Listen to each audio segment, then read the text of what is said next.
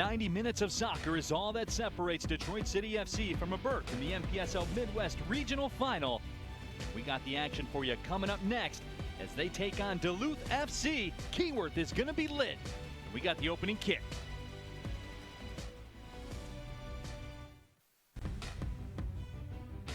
Live stream coverage of the MPSL Midwest Region Tournament is brought to you by your Metro Detroit Chevy dealers. Visit ChevyDetroit.com and see why Chevy drives the Motor City.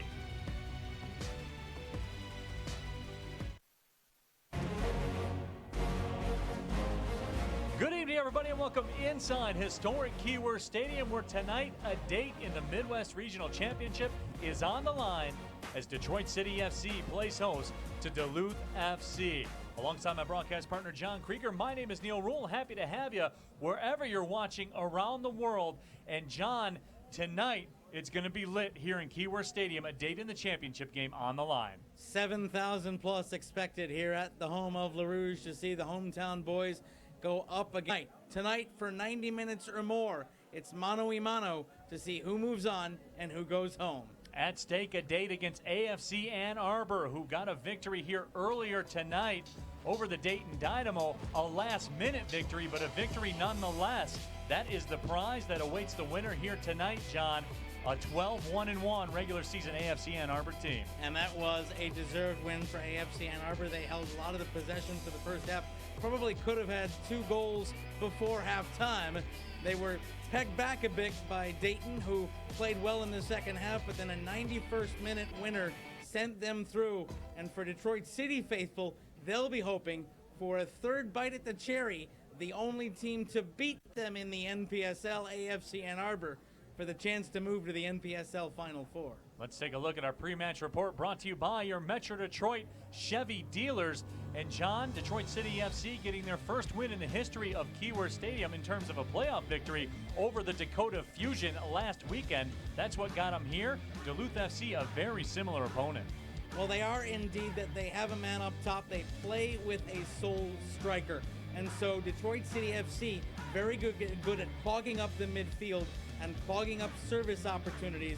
They'll look to do that against the man who is 4th in the NPSL in goals scored and try to shut off that big man up top.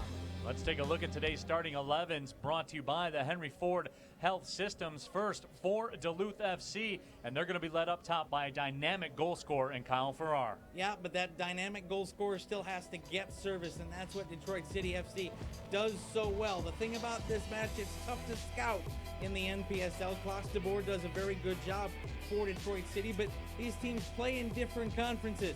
They don't get a chance to see a whole lot of each other. I would expect this game early to be a lot of feeling each other out and seeing what the other side has to offer. And for Detroit City FC, John, a minor change in the starting 11 here tonight, but the core that had a lot of playoff success last weekend intact. Well, absolutely. First of all, you've got Fernando Pena in between the sticks. He'll marshal the back line. He gets some help along the back line. Omar Sinclair coming back alongside Zach Bach as a pacey center back for DCFC. But the big men up front, Mighty Mouse, Tyrone Mundy, Roddy Green, and of course, Sean Claude Lawson, DCFC's biggest Golden Grizzly from Oakland University. They dovetail with each other, and the three-headed monster looks to put more goals in the back of the net tonight. So there's 90 minutes left in somebody's season. Who is it, Detroit City FC or Duluth FC? We'll get the opening kick for you, and we'll find out who's got a date in the championship match tomorrow night. We'll be right back, ready to rock here at Keyworth.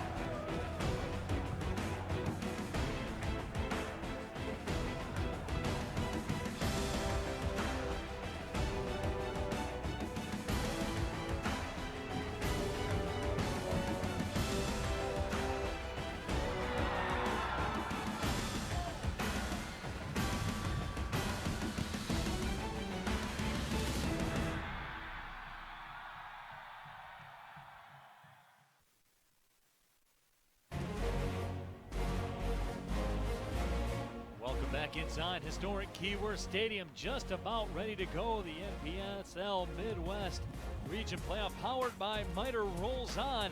AFC Ann Arbor took care of business in the opening matchup with a 1-0 victory over the Dayton Dynamo in extra time. So they will sit and watch alongside all of you and alongside 6,000 plus strong here tonight in Keyworth Stadium as Detroit City FC host Duluth FC.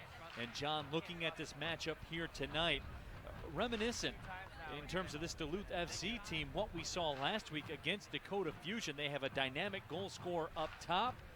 It will be upon the Detroit City FC defensive third, or the defensive line, to stand tall and really dig in against Kyle Farrar, one of the best in the MPSL, putting the ball in the back of the net. Yeah, and that's why the four most important people on the pitch tonight are going to be Fernando Pena in between the sticks and the City midfielders, Bakey Goodman, Dave Edwardson, and Cyrus Sadie, because it's going to be incumbent upon that midfield three to shut off the service. When you have a solitary man up top like Farrar, who is going to try to find the ball, and he's the central peg in the Duluth FC offensive attack, you have a situation where the midfield can shut down those gaps and you can deny service.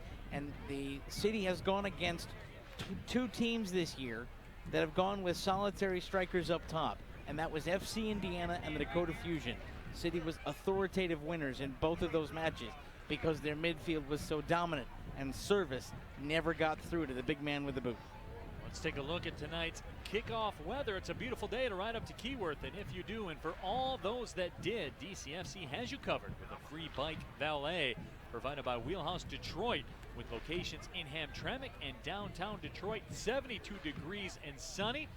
It was much more windy for the earlier evening matchup. The wind has died down a little bit, but it's a perfect night to do anything outside, namely play for a chance in the championship match tomorrow. And you know why that helps, Neil? Because the humidity isn't there. You're going to see the full breadth and width of these teams for 90 minutes. You're going to see them be able to go out and express themselves without their legs being overly sapped.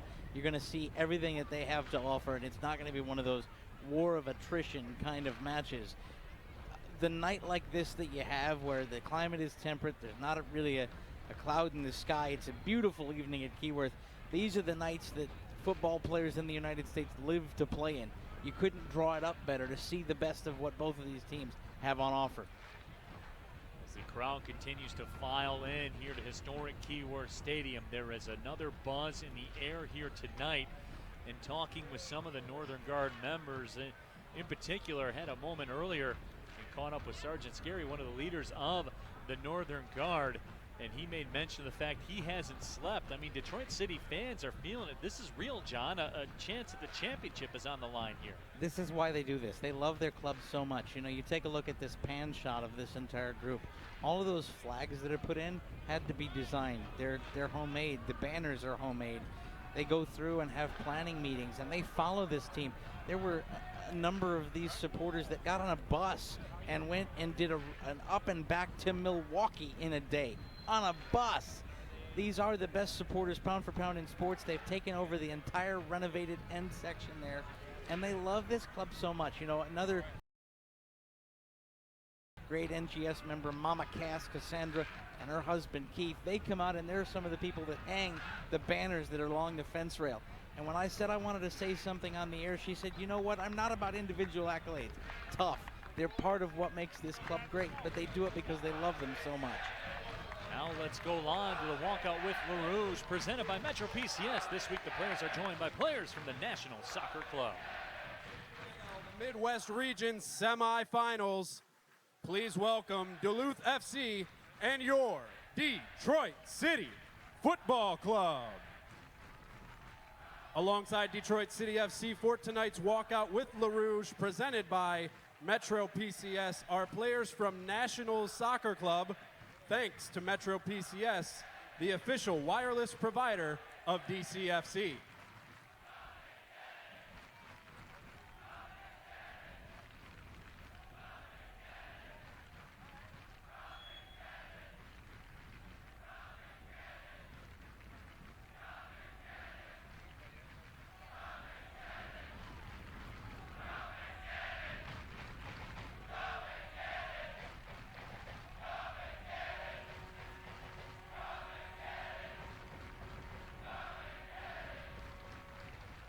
And now for tonight's starting lineups, presented by Henry Ford Health System, announced by Fox Sports Detroit's Mickey York. For Duluth FC, number 4, Vladek Margolin.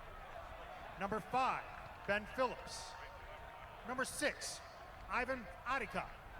Number 9, Andrew Jenkins. Number 11, Sean Morgan. Number 12, Tom Greensaw. Number 20, Garga Nia. Number 23, Charlie Crane. Number 25, Joe Watt. Number 28, Gani Bental. Number 29, Kyle Farrar. Head coach of Duluth is Kyle Bacchus. Your officials for tonight's match are Vicente Suarez, Jason White, Ronald Stuver, and Noah Hartman. And now, for your hometown Detroit City FC starting 11. Number 97, Tyrone Mondi. Number 96, Omar Sinclair. Number 40, Troy Watson. 19, Roddy Green. Number 14, Zach Bach. Number 13, Bakey Goodman. Number 10, Cyrus Sadie. Number 9, Sean Lawson. Number 5, Stephen Carroll. And number 0, Fernando Pina. And your captain, number 18, David Edwardson. Head coach of Detroit City FC is Ben Pierman. Technical advisor is Klaus DeBoer. Assistant coaches are Jordan Andrews, Josh Rogers, and Brett Mullen. Now, ladies and gentlemen, please rise and remove your hats for the national anthem, led by the Detroit City FC supporters section.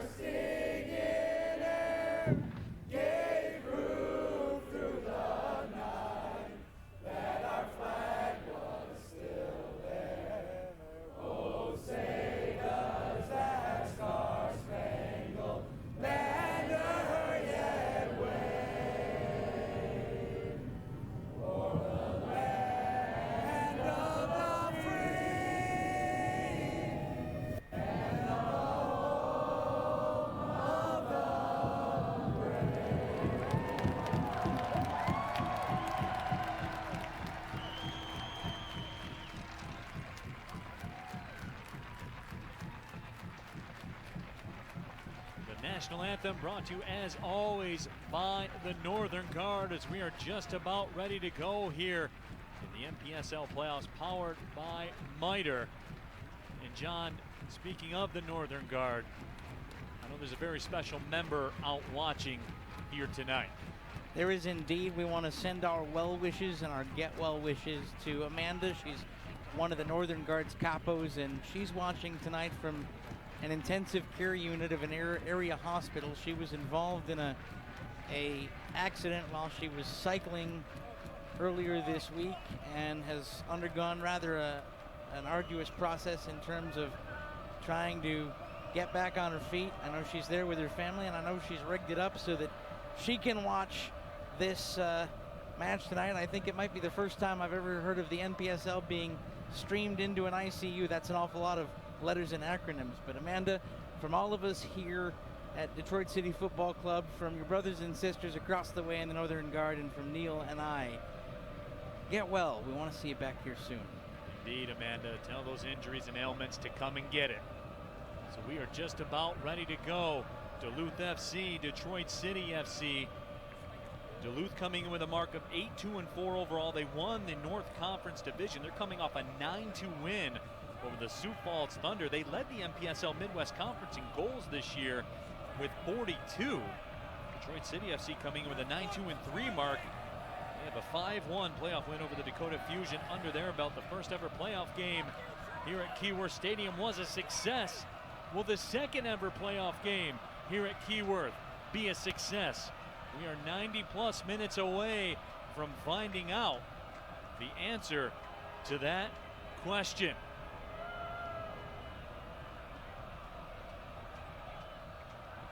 Neil, I don't think I've ever felt the energy in this place more palpable than it is right now. There's the whistle, and we are underway. Neil Rule, John Krieger with you. Happy to have you along from an electric Keyworth Stadium tonight. The kickoff, as always, brought to you by Chemical Bank. Duluth FC in the blue kits with the white trim. Detroit City FC had the gold shirts on with the white shorts. You might wonder why DCFC are in gold tonight. Frankly, they're the away team. Remember that while they're a host this evening, it's a bid process to host. The seeding is that Duluth FC are the home club. They have the first choice of kits. Detroit City playing as the away team on their home pitch. First 15 minutes of play brought to you by Henry Ford Health Systems, the official sports medicine provider of Detroit City FC. So almost a minute in. As the smoke pours out of the Northern Guard supporters section, there's Tyrone Mundy, who has enjoyed a tremendous season for Detroit City FC this year. 9 assists, leads the squad in that department. Comes an early throw.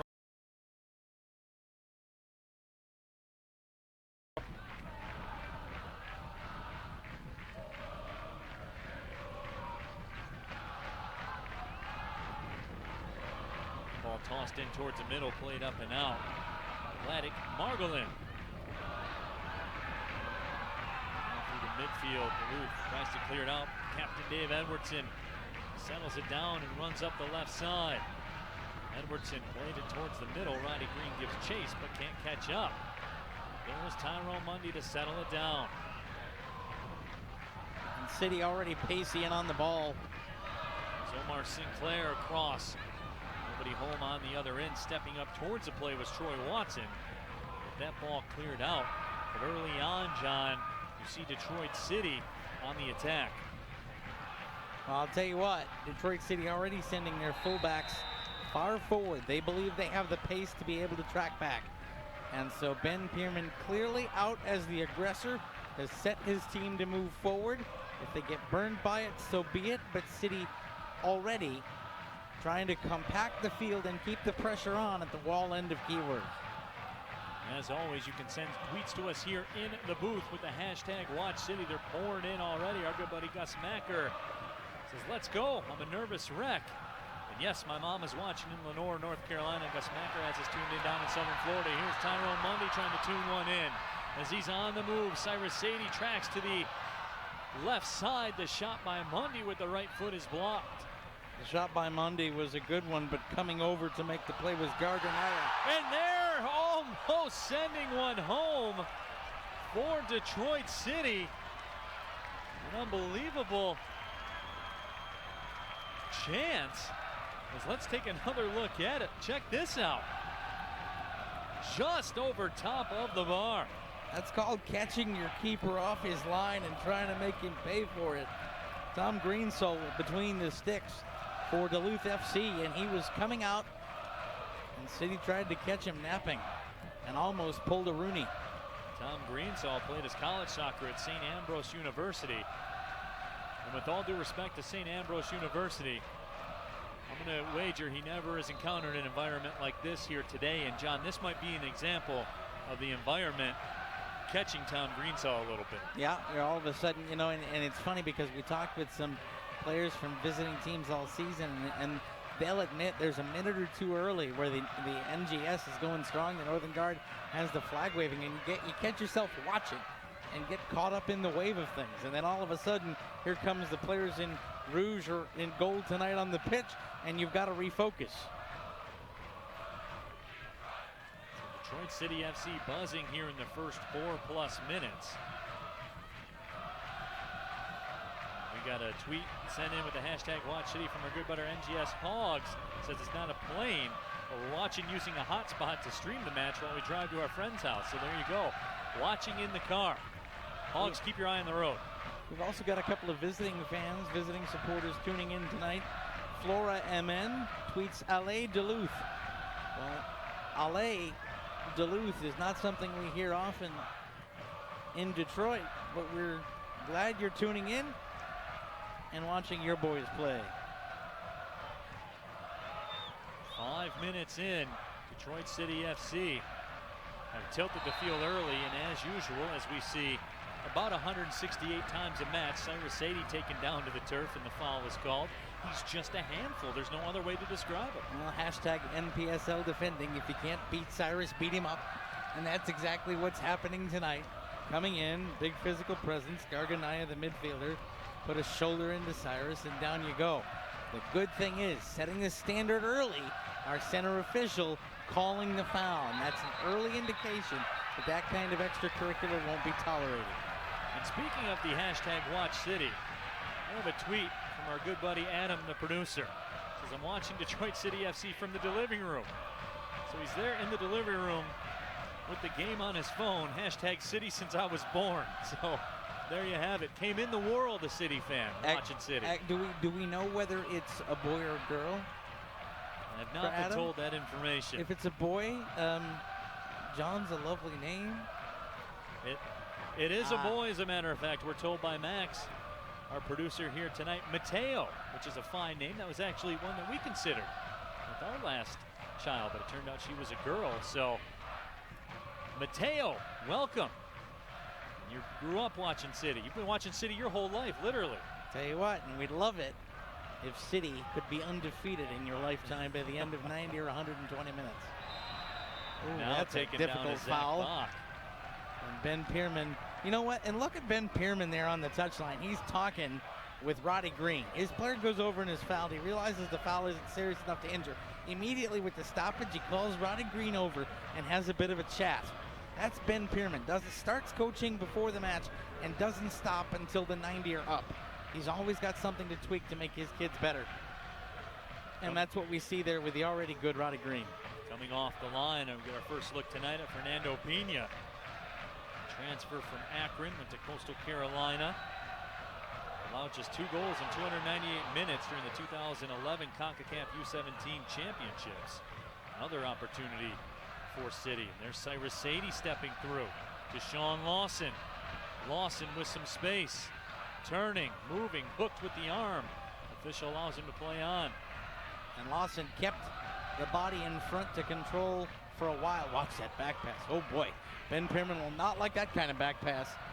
There's a long ball for Roddy Green. He will not be able to catch up to it as the pitch here at Keyworth grabs hold of that one and spins it out of play. We've got people checking in from all over Mobile, Alabama with Abby's name on Twitter. NGS down in San Antonio as well. NGS Alamo City down in San Antonio. Everybody is, as Lindsey Pearson likes to say, turned for this one. I'll tell you what, coast to coast, it's rouge and gold all night. And look at City reversing the field early, forcing Duluth to move back and forward, not letting that back line get set. The more you reverse the field, the more gaps there are in midfield to provide service. So Duluth FC now with the possession. There's Sean Morgan with it. All eyes, of course, will be on Kyle Farrar, a striker who was 4th in the entire NPSL in goals scored this year, 13 of them in just 12 matches, coming off a hat trick in his last match against Sioux Falls. Really an incredible college career as well. Led the entire country at NCAA Division III St. Scholastica in goals as a junior. All he's done his entire soccer career, score goals wherever he's been. You know what? He's Hasn't seen a touch though tonight. And again, you see the center back pair of Stephen Carroll and Zach Bach there as well. Nice to see number 14 back in the starting 11. They have mirrored him and marked him very well, and he already has been a little frustrated that he hasn't been able to shake a marker a couple of times. And the service coming from his midfield hasn't been as precise as they would like until now. Now Farrar will get it, swing it out wide to the right side. On the attack, Adika touches it towards the line, and Opina handles that with little difficulty. Tell you what, Fernando Pena looks ready tonight. The way he's stalking around his area, he's in control. Tyrone Mondi, despite giving up about a foot to the man marking him, only did lose the ball. Here's Farrar in trouble. On the move, right-footed shot is wide of the post. Fernando Pena got a piece of it. It'll be a corner for Duluth FC. And John Kyle Farrar's a guy, he can get goals on his own. You don't have to help him out. No, you play him in on the ball, he's going to run in. And Farrar, one step, two step, boom. And job. Actually, they say he didn't touch it, and it's a goal kick. And City play it short. But unlike the lone strikers that we saw for FC Indiana and the Dakota Fusion, Kyle Farrar is doing a much better job of moving. The other two lone strikers, Jay Johnson last week and FC Indiana's lone striker as well, stayed in between City's center backs, made it easy to mark him. Kyle Farrar is doing a nice job of going sideline to sideline and forcing Bach and Carroll to make decisions, and that's how he got free to have that attempt in on goal.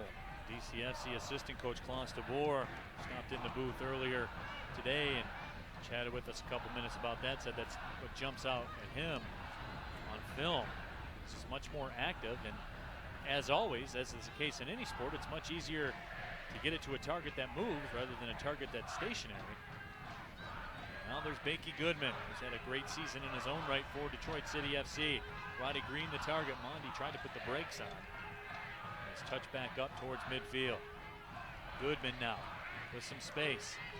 Wide to Watson, and Watson with a misfire sends that one over the wall and out of Keyworth Stadium. But I like the touch and I like the possession from City. I like the fact that they were moving it along and moving it around. That wasn't a speculative ball. They were trying to set up play.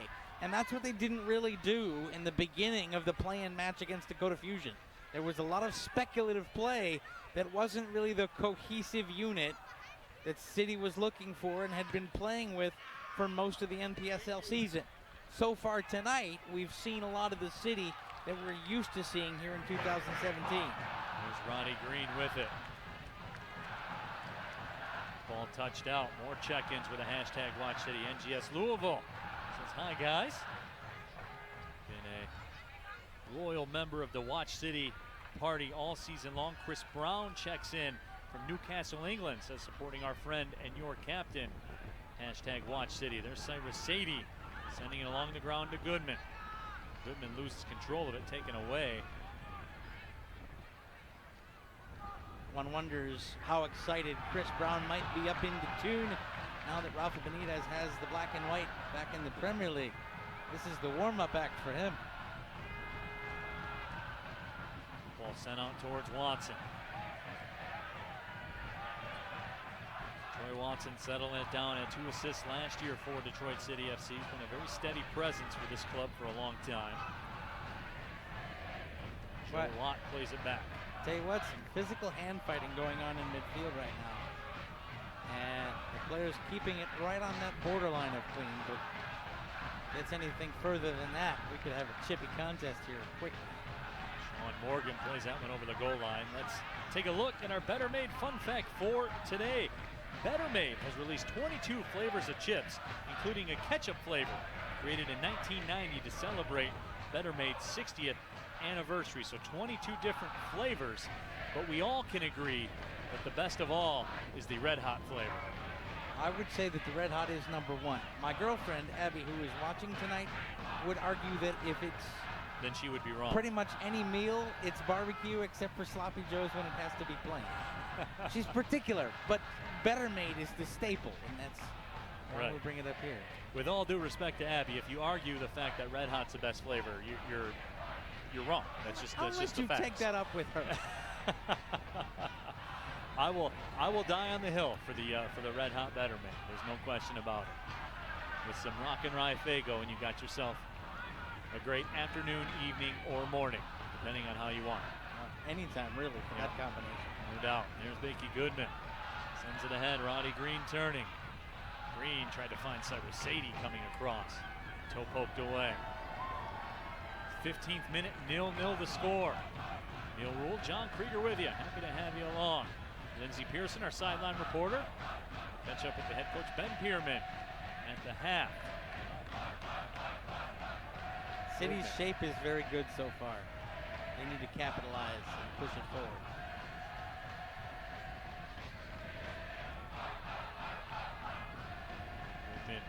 That's the needle to Sean Lawson. Lawson. Touch. Donnie Bentel settled it down. Now it comes back out again. There's Watson on the right side. Cyrus Sadie. In a corner for City. And that's just Cyrus Sadie being a vet. Next 15 minutes of play. Speaking of rock and rye, presented by Faygo, the official pop of Detroit City FC. Tyrone Mundy trots over. We'll put this one in play. Mundy's been magical in services this year, has 9 assists. And he serves it up. It's headed out. Turn and burn clearance by Charlie Kane. Charlie Kane, a fan of the Spurs, John, just like you, so he's a good guy in your book. He's a great guy after stoppage time tonight. I'll tell you what, anybody that's a Spurs fan is a good man, but just not perhaps during these 90 minutes for all the City faithful watching. I will say this, though, that's a heck of a play off the post. It was a great ball in from Mondi, and the player on the post did what he was supposed to do. Just get in there, be a body, and get it clear. And Duluth FC, for as much pace as City is putting on the ball right now, is weathering that storm very well, and they're allowing mobility, but they're not making sloppy mistakes. This is a very well-coached, well-formed team, and that's a nice interception on a heavy touch. City needs to realize they can't make the heavy half touches tonight. Duluth earned their number 2 seed in this region for a reason, and it's because they played very well in that kind of situation. Sean Morgan through the middle. Long ball up ahead for the main target, Kyle Farrar, as always. Farrar unable to do much with that one. But John, that's simply a numbers game, and here comes Tyrone Mundy on the move. Settles it down. Mundy up the left side, steps into a shot, and finds the back of the net. Tyrone Mundy, 1-0 City. Mighty Mouse, you beauty! He's done it again! Tyrone turned on the afterburner and was composed enough to slow the body enough to turn it and shoot from a near impossible angle. That's what I want to see. How did he find the angle? You'll see him turn the body out, and you'll watch his last step before he shoots. It'll be a different stride, and he'll slow it down. Ready? Wait, wait, wait, and there you go. And puts the heel across. Beautiful play, a little side foot, one plant and go from an amazing angle. Mighty Mouse turned the burners on to get the space, and then combed it down and was composed with a finish. Kick of the leg that stakes Detroit City to a 1-0 lead as the smoke now pours out of the Northern Guard supporters section. And the energy is electric, as you can almost see in your screen. Smelled so good to the City faithful. Now, you can't switch off, not to bring you back down to Rouge and Gold Earth, because the most dangerous time, especially like a team for Duluth that will play over the top, is to concede immediately after you've scored. The touches have to be twice as crisp now. The pressure has to be there. The back line needs to be more well-formed because now Duluth will know they need a goal and have to chase. And so you can't switch off and revel that you're leading. There's 71 minutes of football in regulation left, and you have to play like it's 0-0 and go out and try and get another. Here they come again. There's Omar Sinclair with the control. Gets it to the magician, Cyrus Sadie. Sadie stepping back, creating some room, goes to Mundy. Mundy with the touch, looking for Sinclair. But again, you have to applaud the effort, John. Trying to build that play, matriculate the ball into the final third. And that's an unselfish play again. Tyrone Mundy just scored, had the ball come through him. Instead, he's looking for the better opportunity. Now, there's a time when that bites you. If you're in the area and you're closely compacted and you try to make the perfect pass, then you allow for an interception. But in a place like that, Tyrone Mundy is showing this is a team game, and he was looking to be the man that fed the next city goal. Ball cleared out. Vladik Margolin. Margolin clears it out, plays his college soccer at Mercer County Community College. Ron Watson tosses it in.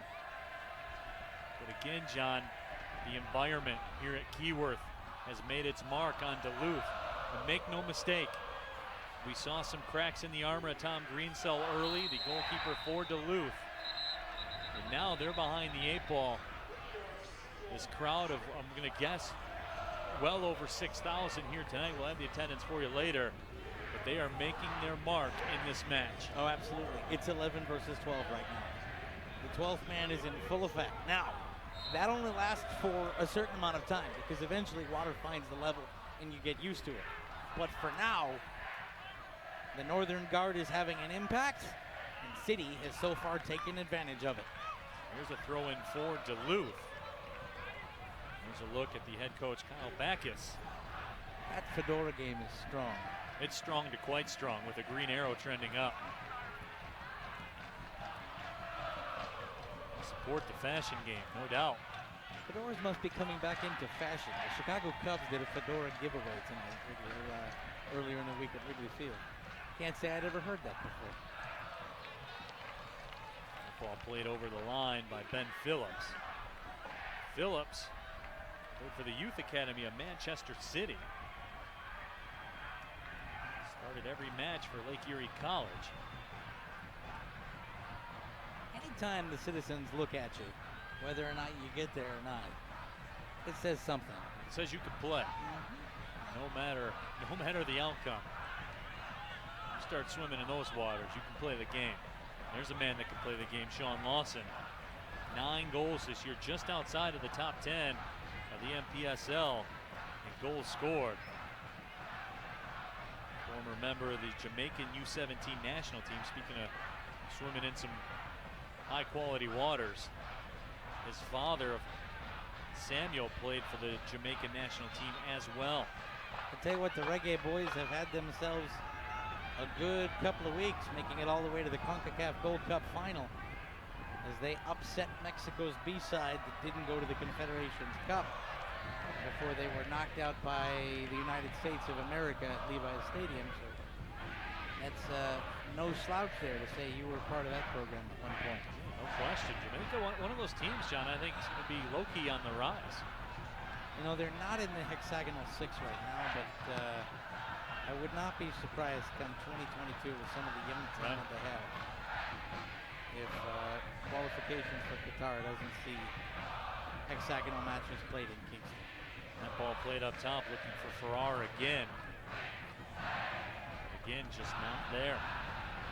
When it's 1-on-2, it's tough. And it's interesting, City even committing a third midfielder to come in and shade in front. Both the center backs are marking Farrar, but Bakey Goodman taking a look back at him. Cyrus Sadie has had so much joy in the early going that Dave Edwardson and Bakey Goodman have taken turns just kind of casting an eye, putting a triangle around Farrar.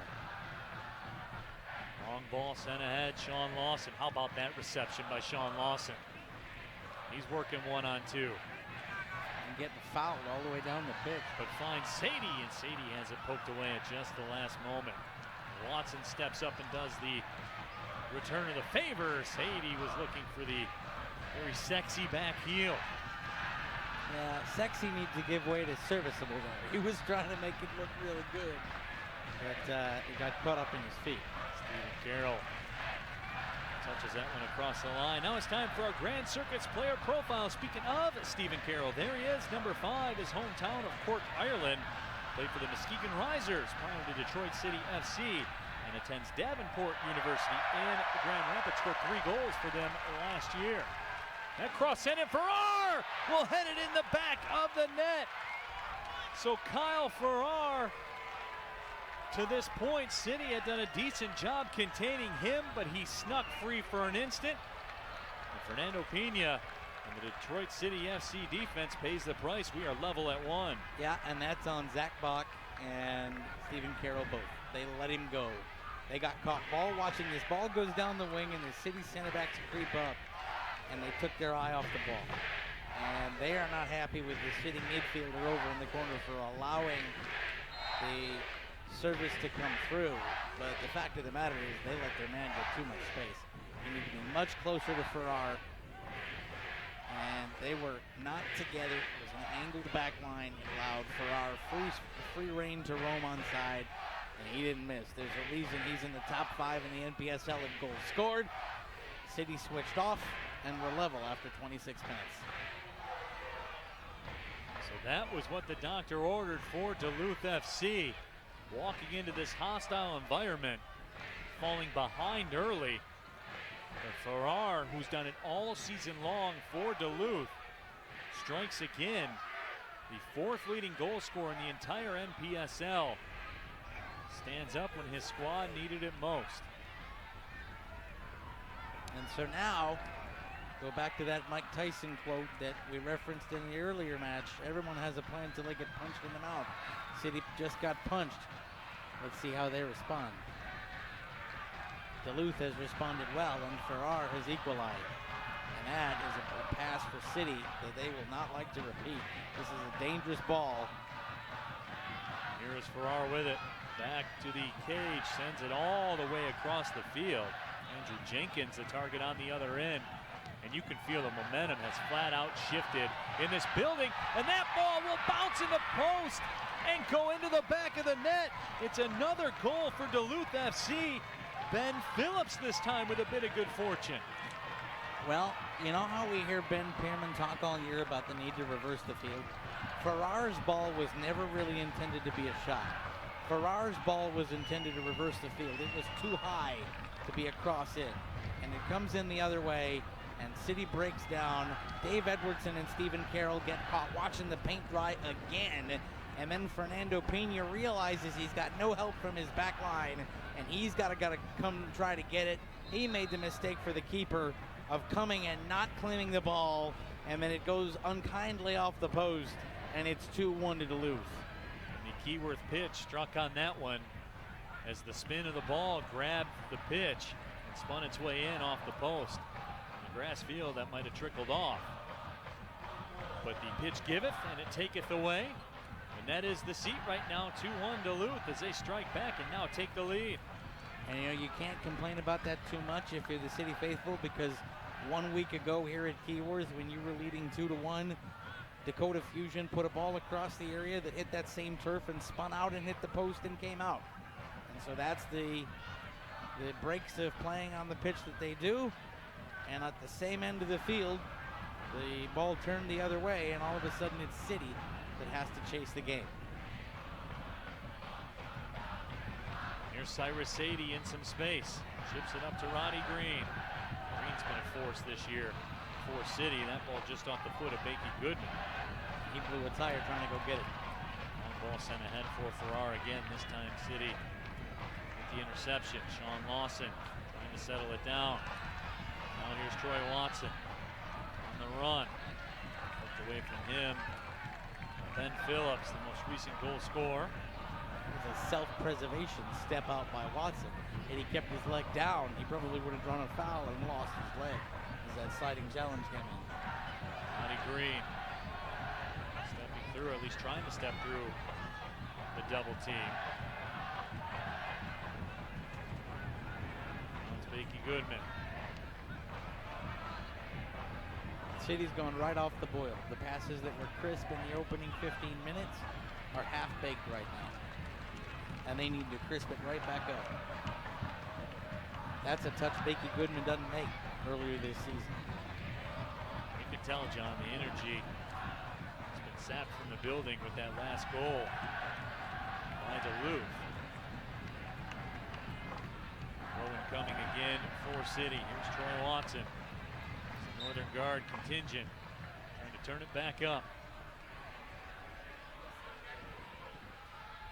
In the 30th minute, 2-1, Duluth FC has bounced back after trailing 1-0 to take the lead. Ball through to the middle. Tyrone Mundy steps over it. That ball swung out wide to the right side. Sean Lawson trying to recover and steps through and makes a defensive play. Next 15 minutes are brought to you by Phoenix House, the official building partner of Detroit City FC. Farrar looking down in the box. Very fortunate for Zach Bach. He eluded the whistle on that play. And there is a foul, I think, given.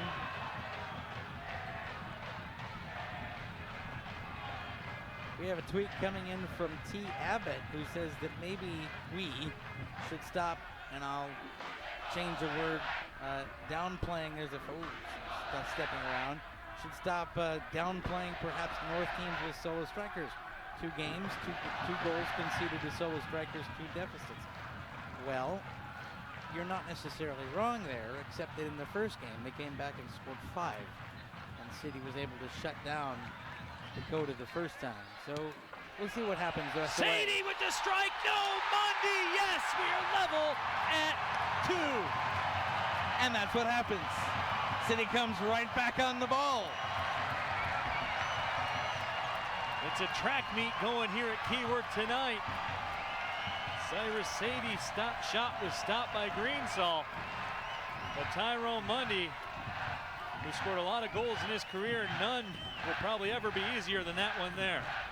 Watson, a beautiful low skimming cross. Sadie gets in, great save there. The first save, but you got to be able to clean the rebound. And Mighty Mouse comes through with a brace.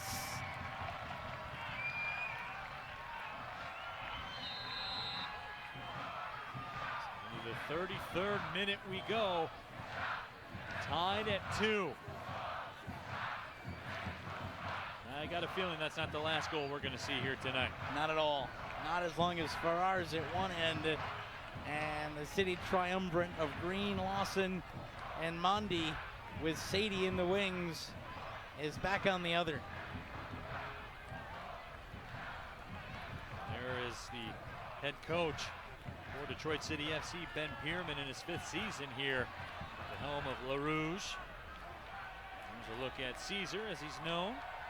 Assistant coach Josh Rogers and Brett Mullen in the background. He might be the only NPSL manager ever to have his own scarf. The Northern Guard produced a Hail Caesar scarf a few years back. My kingdom for one of those, by the way. That ball sent back to Stephen Carroll. Now some of the energy is back in the building, as you might expect. Sean Lawson erased by Bental. He's going to make sure his knee is still attached. Bental, the native of Israel, may be fortunate there he didn't go in the book. You know, it's interesting. They called an early foul, the refereeing crew did, our center referee, and so I thought maybe we would see somewhat of a stricter standard, but then some things have been let go without bookings, and Ben Pierman clearly upset with the 4th official right now because of that. There's Cyrus Sadie again on the move. Sinclair. This touch ahead will earn a corner for Detroit City. So Tyrone Mundy will step over. Wandy with the brace already. Curl went in for the hat trick within 35 minutes. All in a first half's work, right? Save the day. I would think perhaps, though, you will see someone looping around. I wouldn't be surprised to see a late runner here.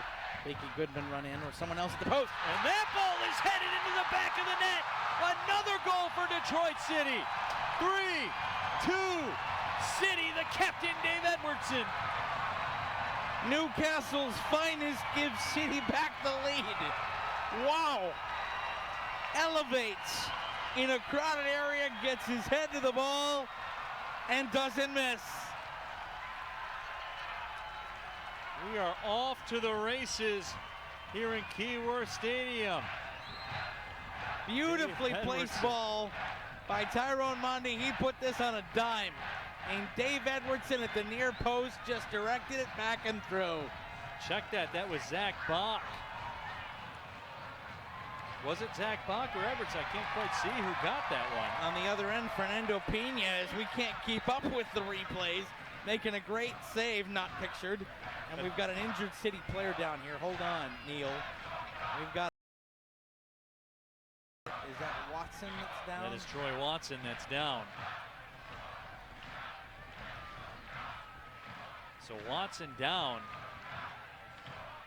Shaken up. And we'll see if the fine people at the Henry Ford Health Systems will come out. He's being helped up to his feet.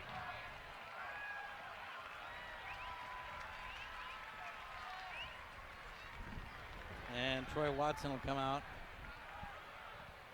Here we go. Let's take another look at the goal and see exactly what happened. Wandy with the service. You can't quite tell from that angle. Dave Edwardson was running like he scored it.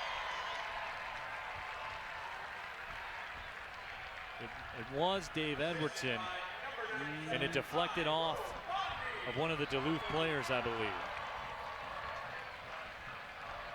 So no, I think it was Zach Bach actually. Neil, 14 is Bach there. Well, either way, you know what? It's 3-2. I know what, the City fans don't care. It's 3-2. It could have been Edwardson, it could have been Bach. We're not quite sure. You know, but we are sure it's 3-2. Both of them drew defenders, so they get both. They both get credit. There you go. And I'm putting them both on the score sheet. Pena will trot over. So has this been any fun? 36 minutes and change in. We having a good time, everyone? 3-2, Detroit City with the lead. Well, take a breath. Sure, this will pick up eventually. Omar Sinclair. I feel like I'm going back to my old Major Arena Soccer League days right now. Oh, look at City coming forward again. They got the lead. They're playing aggressively again. I can guarantee you Ben Pierman will be fit to be tied on both goals that the City have allowed so far when he talks to Lindsey Pearson at halftime. But he cannot help but admit that this team has played with an awful lot of heart tonight. And we are still waiting official word on the goal. They will try to figure it out. I know this. It was either Dave Edwardson or Zach Bach, one of the two. Yeah. It was either 18 or 14. Give them each a half, whatever you want to do. It doesn't matter.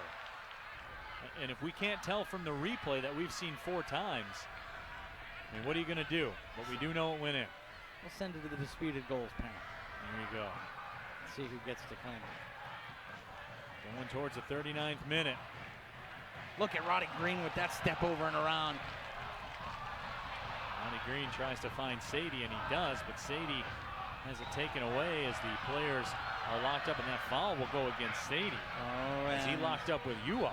That's, you know what, Cyrus Sadie is the beneficiary of the rather looser standard of fouls that we've seen in the first half, because he had a fistful of jersey and spiraled his man to the ground. That was about as professional a foul in midfield as you will get. And because bookings hadn't been issued on some other similar fouls, Cyrus stays out of the book. And City faithful will be just fine with that. There's Troy Watson with it. This is college soccer at Saginaw Valley State. Sean Lawson as a pop-up play moves on. That's all you can do is laugh there when you can't control the ball and it steps up and hits you in the schneid. Captain Dave Edwardson. Now here's Sean Lawson with some space on the move. Sends a through ball to Roddy Green. Green on the run to the middle. And Lawson has it poked away at the last possible second. Maybe one too many passes. But you see everybody working. Yeah, the work is there. You remember we talked about the fact that Mondi was unselfish earlier and how sometimes being unselfish can bite you? That's where it bites you. You played it through to Roddy Green. He had a lane. Take the shot. Make the keeper save it. You passed it over through two center backs, and that's asking for it to be broken up if you don't get the perfect ball through. There's Cyrus Sadie turning with it. Finds Watson. Watson with the cross. Almost got all the way through. Headed up in the air over top of the bar. And another dangerous corner for Detroit City. You're in the 40th minute of a 3-2 game. What a stark contrast to the first game here tonight. Yeah, these are not two defensive stalwarts. These are two complete teams. Tyrone Mundy sends it in short. That ball gets through, headed down, and the save made by the defender on the line, I believe. And City that close to taking a 4-2 lead. Another premium opportunity off a corner. Well, I'll tell you what, Tyrone Mundy is on tonight with the corners, and credit to Duluth FC and their players on the post. They did what they were supposed to do. That player stuck by his post, didn't creep out, and kept this a 3-2 game. Sadie to Sean Lawson, he's in space, working 1-on-2. Lawson, the cross, left foot, Sadie couldn't get anything on it. Turning and firing is Green, and the offside flag is up in the corner. And Roddy knows it, but that was almost a circus goal that wouldn't count. As Green had it up in the air and was trying to turn it, I think he was trying to decide a little move, but it would have all gone for naught. Edwardson settles it down to Watson. John, how do you explain these swings in this game here tonight? It's almost like a basketball game out there. You know what? It's the intensity and the ability to respond, because the thing that happens in football is you score, and the other team will look to respond, and most often defenses will switch off. And one or two, when teams are playing of this caliber, one or two touches change an entire 3-minute stretch. Because if you are on and you have possession and you send a lazy back pass into midfield and it gets picked off, all of a sudden that's the momentum surge. In a game like this, every mistake is multiplied in its importance. And it's why these two teams have gotten to this point, because they're technically sound, but it also is where you get this kind of pendulum swing, because both of these teams are trained to absolutely penalize teams in the most brutal fashion for every mistake that they make. Our producer Max said in my ears, soccer's becoming a game of runs, huh? That's what it's been tonight. Somebody needs a 20-second timeout. No question about it. More tweets coming with the hashtag WattCity. Franzi tweets in and it says, so much is happening. Wow, that's exactly how we feel. Don't blink, you might miss something. Absolutely. That ball sent through. We have a whistle away from the play. And a City foul, it looks like. Interesting that the official would not play advantage, or maybe he tried and decided the advantage was negated. For the City foul, no booking. Ben Pierman is out there. I think Ben Pierman is saying, how are you calling a foul on my guys when they're doing it to us? And the official pointed to his eye and nodded at Ben Pierman as if to say, look, I'm watching, I see this. And so I got you out here. That ball curled up. There's a box, but Goodman will clear it out. Here's Sean Lawson in some space, and just that quickly, City can get the counter going. Cyrus Sadie turns with it. Sadie goes around two defenders. It's fun to watch him bring the ball across midfield. Yes, it is, because you never know where he's going to go with it. And that's all experience. He's got a lot of years in this league, and he's got a lot of miles on the clock. But he's playing against kids that are still learning this game. Now, this is a guy that's graduated the Michigan State program. He's played with City since, and he knows how to get in a player's head, and he knows how to keep his head on a swivel.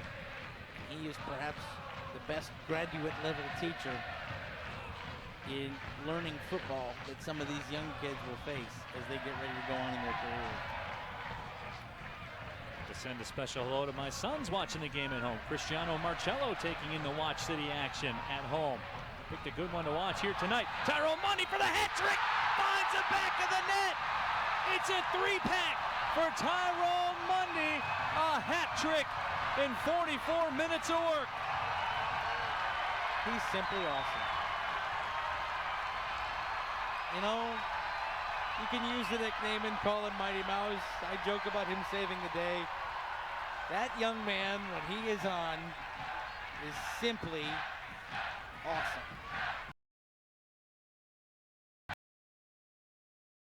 How about Tyrone Mundy? There it is. And strangely, for the second consecutive week, after conceding a goal to an up-front striker, City have put 4 on the board. Tyrone Mundy is wearing out a path to that corner flag. They have to replay to the turf. That little track to that corner flag. Tyrone Mundy with a hat trick in 44 minutes. Mundy is putting on for the City tonight. You know, I'll tell a story about Tyrone in the second half that I think encapsulates everything that he is as we get into stoppage time. I don't know how much stoppage time we have left, as we've got to throw in here with City in the attacking area. But there was something he said to the Northern Guard faithful and talked about ending this season that I think sums up what Tyrone is. As City continues to throw it in. Cyrus City will play in midfield and play it back. Watch that back pass. Look at Farrar running after that. He's going to make Carroll come up and play it because that's a center back playing the ball, which means that he's already into the play, and if Farrar could beat him, that's trouble. You got to watch out for the back pass anytime Cal Farrar is involved. That ball was sent up to the left corner looking for Tyrone Mundy. And he almost got there. That ball just trickles over the line in front of Omar Sinclair. Right. But tonight, in this first half, is Tyrone Mundy's world. We're all just living in it. You are absolutely right, and now it looks like I have some time to tell that story. A lot of players in the City roster have had to leave at some point because of college and starting their training camps. And Tyrone Mundy, who will be heading to Coastal Carolina, and I think we're going to see our first booking of the night, and it's well-deserved. Kyle Farrar, maybe some frustration as he will take the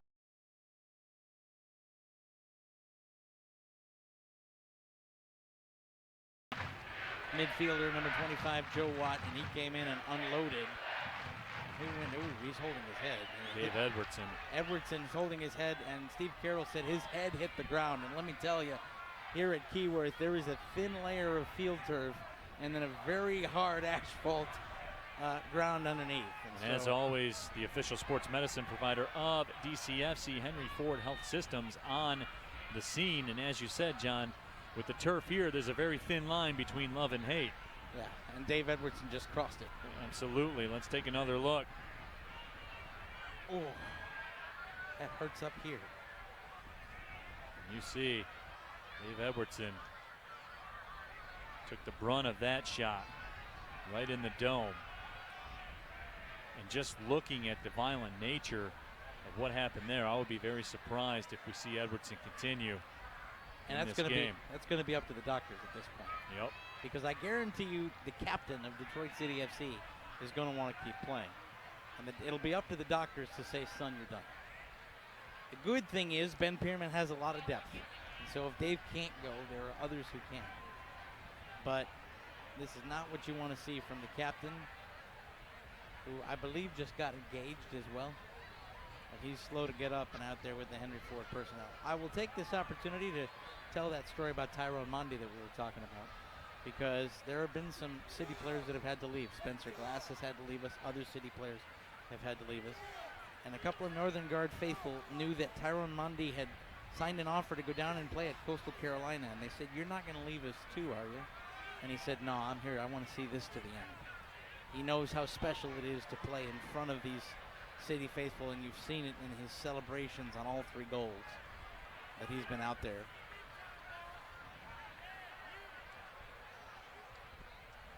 Dave Edwardson, in the meantime, still down. The doctor still tending to him. 4-2 the score. Tyrone Mundy with a first half hat trick. An incredible performance so far. And we still got a second half to go. We do indeed. And, you know, we were talking about the Northern Guard Capo Amanda, who is watching tonight from the hospital. Well, the Northern Guard sends her out a greeting. This was made for Amanda. That's the outfit she wore on Polish night out there on the Capo stand of Polish heritage. And I think the message says it all. Amanda, fight like hell. And so she's watching tonight. Something tells me Amanda Ninja Face. The Ninja Face comes from a naming from Sergeant Scary. That's her Northern Guard name. Something tells me Amanda in the hospital, very happy right now with her team 4-2 to the good. So Amanda, we're still all thinking about you. Tyrone Mundy's doing his best to send good wishes your way. And there's Dave Edwardson up and walking off the pitch. He still doesn't look quite right. Edwardson over to the sideline, as is required due to the fact that the medical staff had to come out. But he's going to that old magic potion, though, John. Throw some water on the face. Get back out there in a 4-2 City lead.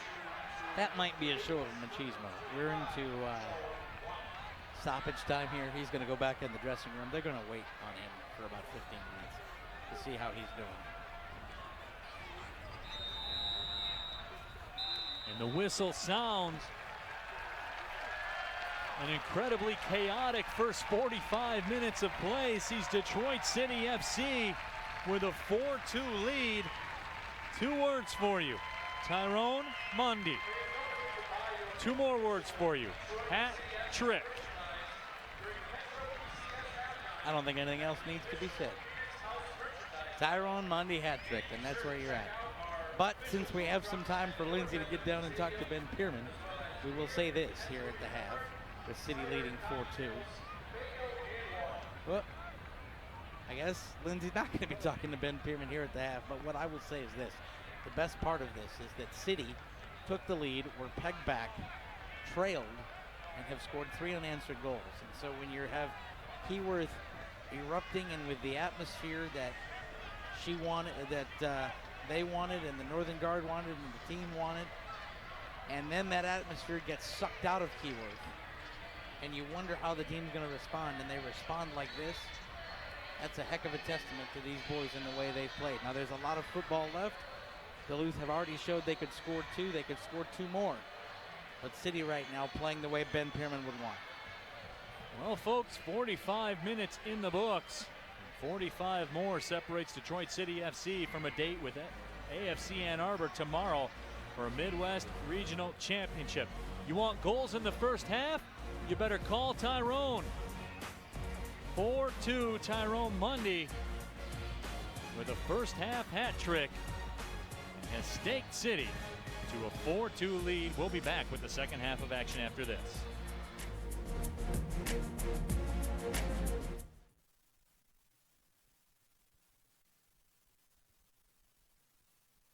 During the week, I sit at a desk. On the weekends, I'm a DIY warrior, thanks to my 2016 Chevy Silverado. With its high-strength steel frame, my Silverado can take on any project.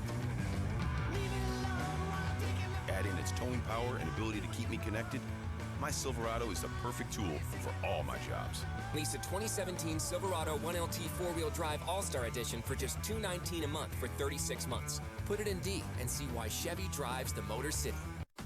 DTE Energy is committed to giving back.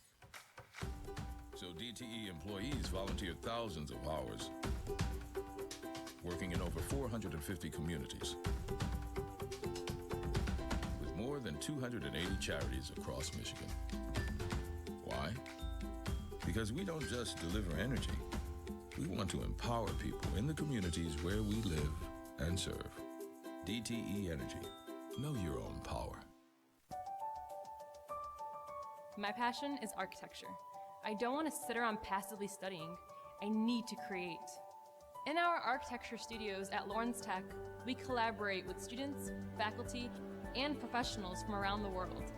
And from day one, we design using the same industry standard software that architecture firms use. I really feel like I'm designing my own future here.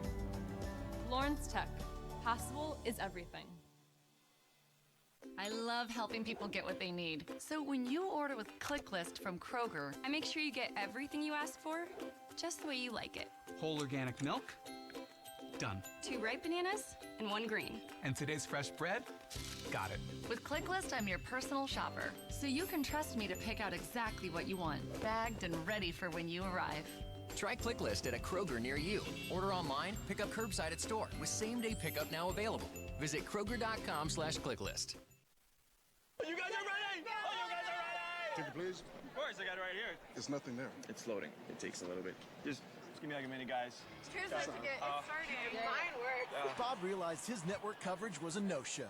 That's why he switched to Metro PCS, because he figured out he gets a network that's more reliable than ever, covering 99% of people in the U.S. Switch now and get 2 lines for only $50 period, plus 2 free Samsung Galaxy phones. Metro PCS, wireless. I want to blend my business education and athletic skills and open my own fitness center. At Lawrence Tech, I'm learning how to research, present, and to really think like an entrepreneur. And I love the small college feel here, where there's always something to do. We have men's and women's intercollegiate sports and dozens of student organizations.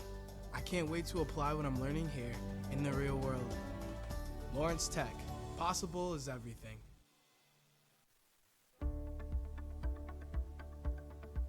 We're a 4-year-old company, but we've just moved to the city about a year ago, and we renovated an old stamping plant here in Detroit. And we're focused, and our mission is to create and design super efficient homes and urban infill buildings using the methodology of Passive House, and package that into a pre-built shell that's made here in Detroit. And we're allowing to do different creative designs, again, for single-family urban infills made in the shop in Detroit here. Everything we take is from design to rough frame to putting the layers on in the shop. So we actually create the wall panels here in Detroit in our shop. We load them up on that fancy trailer, and then we ship them out to the site like we did today. We discovered DCFC was about earlier or late last year, and we didn't have our building squared away yet last year. So really wanted to come on strong with you guys this year, and just really be a supporter of the team.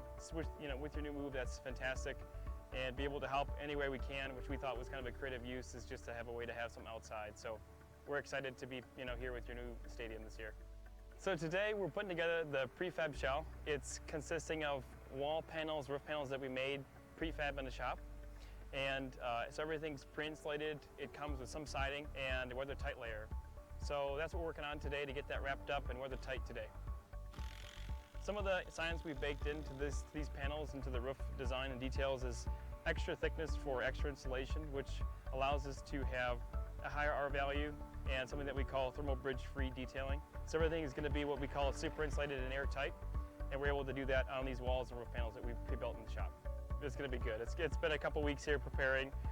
We're really excited. All the guys are actually pretty excited. I saw them taking snapshots with their phones and stuff, but it'll feel good to see when it's all wrapped up, it's weather tight, people can go buy, their merchandise.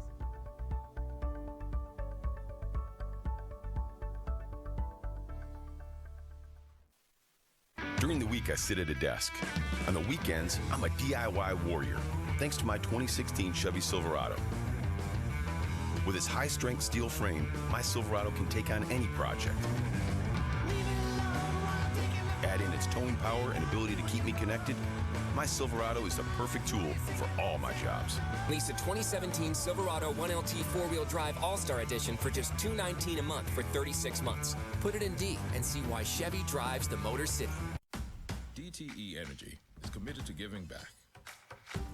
So DTE employees volunteered thousands of hours, working in over 450 communities, with more than 280 charities across Michigan. Why? Because we don't just deliver energy. We want to empower people in the communities where we live and serve. DTE Energy. Know your own power. My passion is architecture. I don't want to sit around passively studying. I need to create. In our architecture studios at Lawrence Tech, we collaborate with students, faculty, and professionals from around the world. And from day one, we design using the same industry standard software that architecture firms use. I really feel like I'm designing my own future here. Lawrence Tech, possible is everything. I love helping people get what they need. So when you order with ClickList from Kroger, I make sure you get everything you ask for, just the way you like it. Whole organic milk? Done. 2 ripe bananas and 1 green. And today's fresh bread? Got it. With ClickList, I'm your personal shopper, so you can trust me to pick out exactly what you want, bagged and ready for when you arrive. Try ClickList at a Kroger near you. Order online, pick up curbside at store with same-day pickup now available. Visit Kroger.com/ClickList. You guys are ready? Oh, you guys are ready? Ticket, please. Of course, I got it right here. There's nothing there. It's loading. It takes a little bit. Just give me like a minute, guys. Here's what to get it started. Mine works. Bob realized his network coverage was a no-show. That's why he switched to Metro PCS, because he figured out he gets a network that's more reliable than ever, covering 99% of people in the U.S. Switch now and get 2 lines for only $50 period, plus 2 free Samsung Galaxy phones. Metro PCS, wireless. I want to blend my business education and athletic skills and open my own fitness center. At Lawrence Tech, I'm learning how to research, present, and to really think like an entrepreneur. And I love the small college feel here, where there's always something to do. We have men's and women's intercollegiate sports and dozens of student organizations. Learning here in the real world. Lawrence Tech, possible is everything.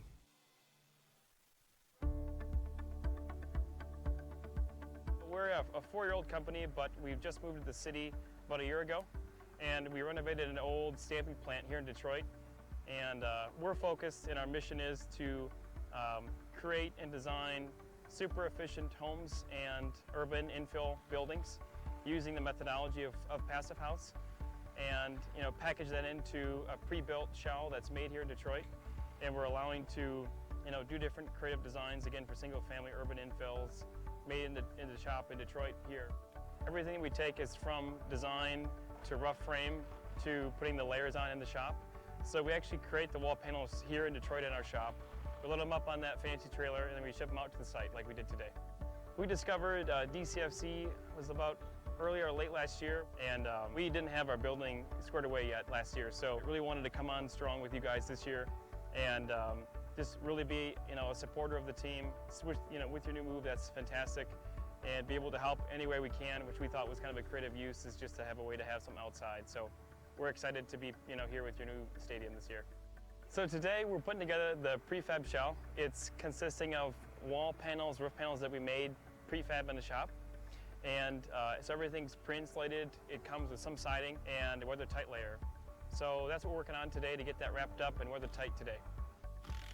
Some of the science we've baked into these panels, into the roof design and details, is extra thickness for extra insulation, which allows us to have a higher R value and something that we call thermal bridge-free detailing. So everything is going to be what we call super insulated and airtight, and we're able to do that on these walls and roof panels that we've pre-built in the shop. It's going to be good. It's been a couple weeks here preparing. We're really excited. All the guys are actually pretty excited. I saw them taking snapshots with their phones and stuff, but it'll feel good to see when it's all wrapped up, it's weather tight, people can go buy, the merchandise.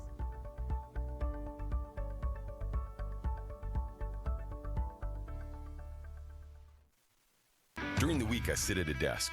On the weekends, I'm a DIY warrior, thanks to my 2016 Chevy Silverado. With its high-strength steel frame, my Silverado can take on any project. Add in its towing power and ability to keep me connected, my Silverado is the perfect tool for all my jobs. Lease a 2017 Silverado 1LT 4-wheel drive All-Star Edition for just $219 a month for 36 months. Put it in D and see why Chevy drives the Motor City.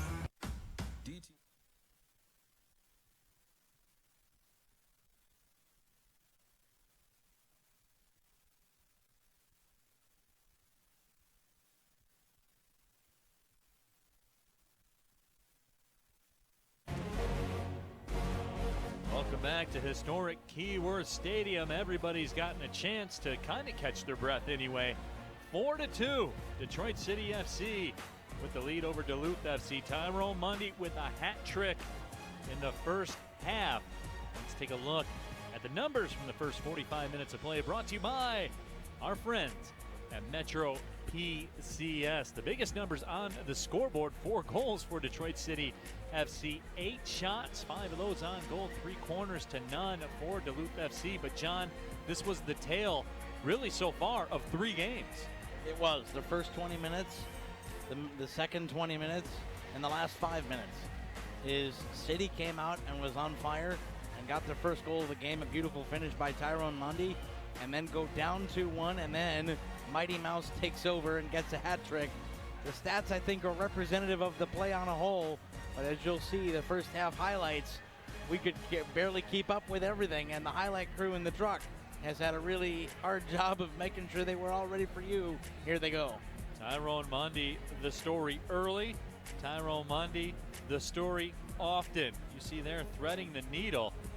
Duluth FC, though, after falling behind 1-0, and Keyworth was rocking, folks. I've never seen this place as lit as it has been tonight.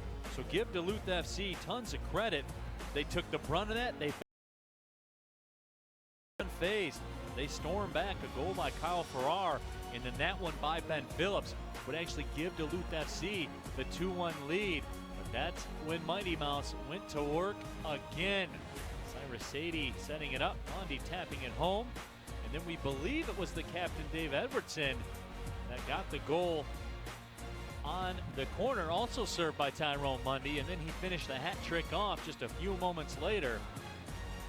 Horses are out of the barn here at Keyworth. A little swagger there. Yeah, no doubt, some swag from Tyrone Mundy. And he is feeling it. The Northern Guard is feeling it. Everybody here at the Key feeling it tonight.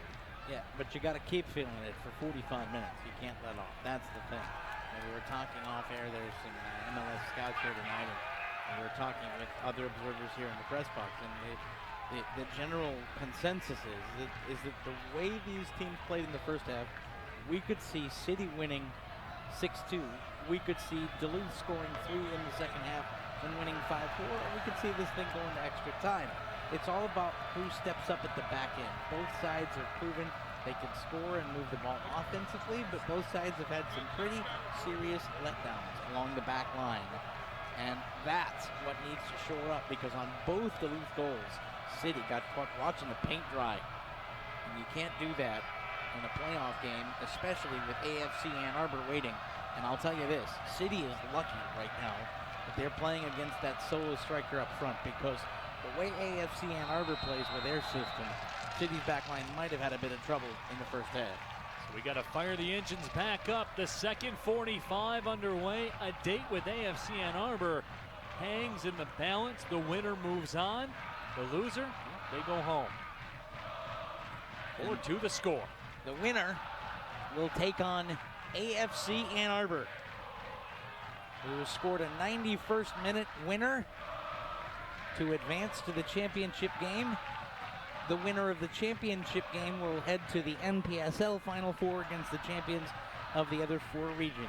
Soccer tomorrow night at Keyworth, that NPSL championship game. Tickets available at DebtCityFC.com. This 15 minutes of play brought to you by Metro PCS, the official wireless provider of Detroit City FC. Make sure you stick around too. Coming up in a little bit, the weekly trivia presented by Fago. I look forward to the Fago weekly trivia. As do I. Omar Sinclair plays it back. Scanning the field, I don't see any substitutions. Is Dave Edwardson out there on the field? He is back. Dave Edwardson able to shake it off and get back out there on the pitch. You know, we were asked on Twitter at the hashtag WatchCity during the halftime break whether or not the NPSL has a concussion protocol. The answer to that question is we don't know, but what we do know is that the Henry Ford Medical System docs, they have a concussion protocol. And the fact that Dave Edwardson is back on the pitch means City doctors, Henry Ford doctors, said he was okay to be there. Here's Tyrone Mundy on the move again. Mundy taken down, and they point to the spot by the official.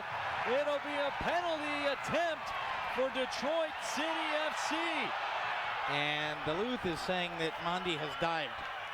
And I want to see, now we've got some extracurriculars as Tyrone Mundy's down. Indeed he and is. holding his head. But the facts of the matter are, the ball's been placed on the spot. We will get another look at it. We should get a camera looking at the fourth official. We've got a mix-up between the two coaching staffs. There's a city coach and a Duluth coach. We're right next to each other. And frankly, I'm going to have to see this again, but I think Duluth has a beat. Tyrone might have gone down a bit easy. There is the Duluth coaching staff, and let's see. Let's take a look. Clear Oh, out. no, that's a penalty. No, he grabbed him by the shoulder. Did Tyrone go down? Yes, but he got grabbed by the shoulder. The way he went down, I wondered if he might have been looking for it, but I should have known better. He got taken by the shoulder and taken down.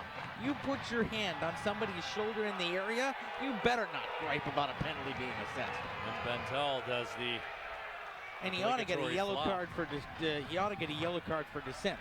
That's just stupid. The left arm was clearly on Tyrone Mundy. I mean, you can't deny it. You got a guy breaking in, you know you're in the area, and you put your hand on his body. I don't care if he does go down lightly. You put your hand on his body in the area. You are giving the referee the chance to make the decision. No whining. And there is the yellow card issued for the dive by Gani Bental. And he earned it. And so through all this, a hugely important penalty about to be attempted by Sean Lawson. 9 goals on the year for the former Golden Grizzly. He's looking for number 10 as the official sorts the book out, giving all parties involved an opportunity to think about it a little while longer. Tom Greensall, the keeper, will retreat back to his line. Well, goings on the bench. Tyrone Mundy's off the pitch, and Elijah Rice is putting on his kit. So Tyrone looks like he's ready to come back in, but Elijah Rice is up off the bench. So here we go. Can Sean Lawson deliver on the penalty? Of course, Sean Lawson strikes. 5-2 City.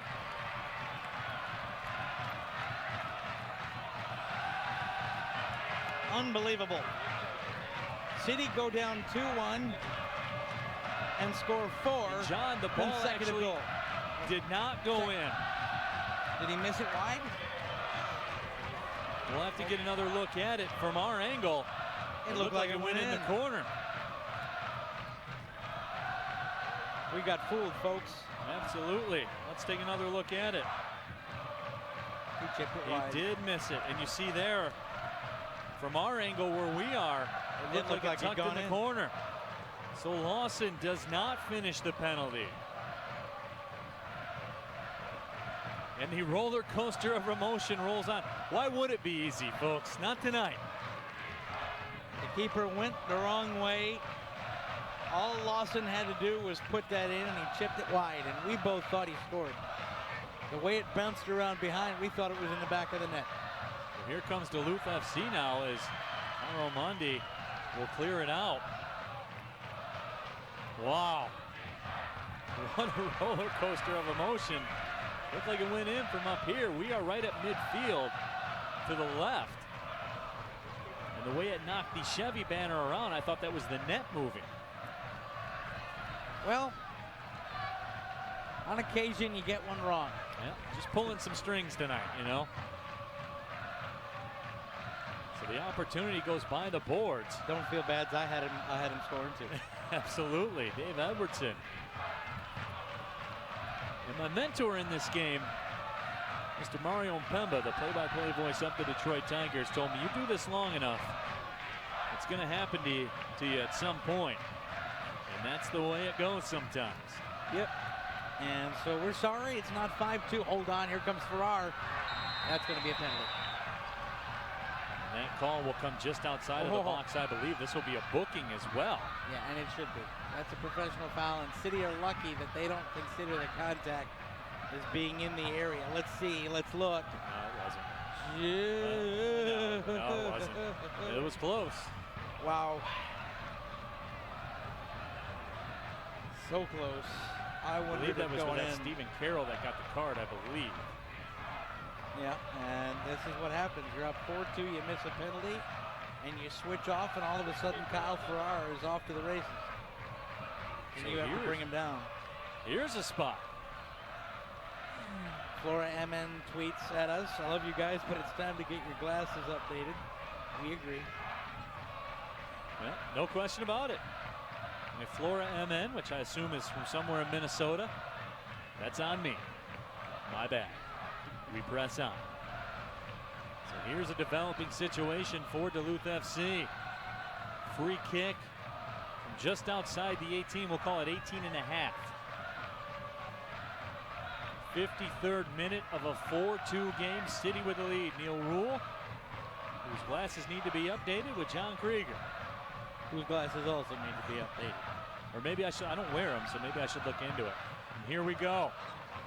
Multitude of players standing up. Left-footed shot into the wall off the foot of Sean Morgan. So the wall stands tall. It's 4-2, and here comes, I believe, the first corner of the evening for Duluth FC. You're right about that, Neil. And we'll see where Farrar goes on this. That one curls towards the back post, and it's headed high. Pena comes out, punches it down. Left-footed shot. Oh, what a save by Fernando Pena. He got the paw in the air and deflected it over the bar. Ladies and gentlemen, Fernando Pena with the save of his life for City. That one was going to be 4-3. Another corner comes in. This is dangerous, stepping into the right foot, chopping into the ground. That's deflected through and wide of the left post. Woo! We keep going back and forth. This is a basketball game here now. How about this save? Is that any good right there by Fernando Pena? That is a former U.S. under-17 national team keeper, showing why he's a former U.S. under-17 national team keeper. Right there.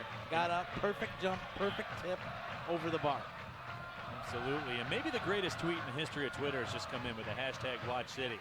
Our good friend Andy in San Diego says, Neil Rule is never wrong, reality is. So there you have that. I support that. I agree with that. Partner, I agree with you. And I agree with Andy. Appreciate that, Andy. Good looking. 4-2 still to score through all this. You know, Sean Lawson with it. To settle it down, because we can't seem to catch up. The teams keep going back and forth. Just like a couple of welterweight fighters. Just going back and forth and with some power punches.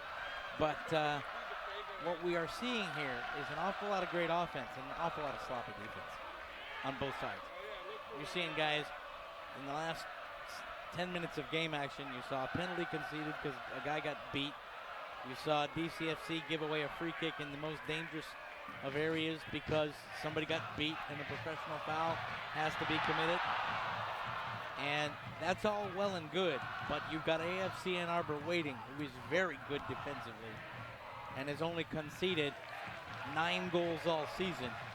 And no matter who wins this game, this defensive performance isn't going to get it done tomorrow. Mormon will check in. Now it's time for our weekly trivia presented by Fago. This week's question, Fago is credited with what fizzy innovation? Fago is credited with what fizzy innovation? We'll have the answer for you in just a couple moments. Weekly trivia brought to you by Fago. Roddy Green comes out. Tyler Moorman coming on. That's a heck of a sub for you if you are Ben Pierman, to be able to bring in Moorman off the bench. And that's the difference between Detroit City Football Club 2016 and Detroit City Football Club 2017. Depth. This club has been able to go through and put together that amazing win streak during the regular season because of the depth that allowed them to rotate and continue to keep the cohesive unit. In 2016, a player like Tyler Moorman would have been in the first 11 and was for part of this season, and you wouldn't have had the player to bring on at 56 minutes to give you that infusion of pace and fresh legs. And now you do. And that's why Detroit City is where they are, because Ben Pierman has built a squad, not an 11. Tyler Moorman got the game-winning goal in the match against Glentoran earlier today that may have swung the momentum of Detroit City FC's season. Now off the restart ball, sent into the box, played out easily by City. Nua sending it down. Throw-in awarded to City.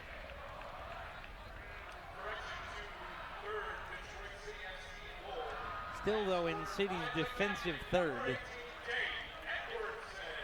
as we get another look at Kyle Backus, the head coach of Duluth FC. 8-2-4, the mark for Duluth FC, the North Conference Division champions. 59th minute we go, 4-2. Fernando Pena will scoop that ball up. Swings it out to the right side. City will look to go to work, and John, there was no way we could keep up that pace from the first 10 minutes. No, we've slowed down a bit now. Thankfully. And I'll tell you what, this is going to get chippy in a hurry here, because what you've started to see is some frustration and some needless fouls coming in from both sides. I would not be surprised to see the yellow card train come out if this continues in the second half.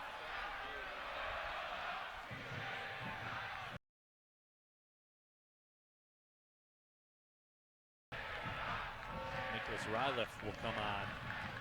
This is college soccer at the University of Wisconsin Superior, replacing Andrew Jenkins. So Jenkins, who led all of college soccer with 33 goals during a season at St. Scholastica and 25 goals the season before that, will come out of the game. A lot of high-powered goal scorers on this Duluth FC side. John, as we know, and as the pace of play has told us, this match is far from decided here tonight. Yeah, we still have half an hour of football left. And we still have a lot of pace left on both sides. But City's midfield there, nice play by Cyrus Sadie, of course, to at least slow things up here. Now some joy on the wing for Duluth, and a great play by Sean-Claude Lawson, tracking back. Zadika maintains possession, though, sends it over to Morgan. Morgan will send it over. And let's take a look at the upcoming matches. The Midwest Regional Finals tomorrow will be available on FoxSportsDetroit.com, Livestream.com, and the DCFC website. And don't forget, the annual friendly against Windsor will take place on August 2nd right here at Keyworth Stadium. The Black Arrow MVP will be awarded at halftime of that match. So that's always a fun one to be a part of as well. There's Tyrone Mundy again, going to work. Mundy, cross, taken out of play. The corner will be awarded. And so City again get to come forward.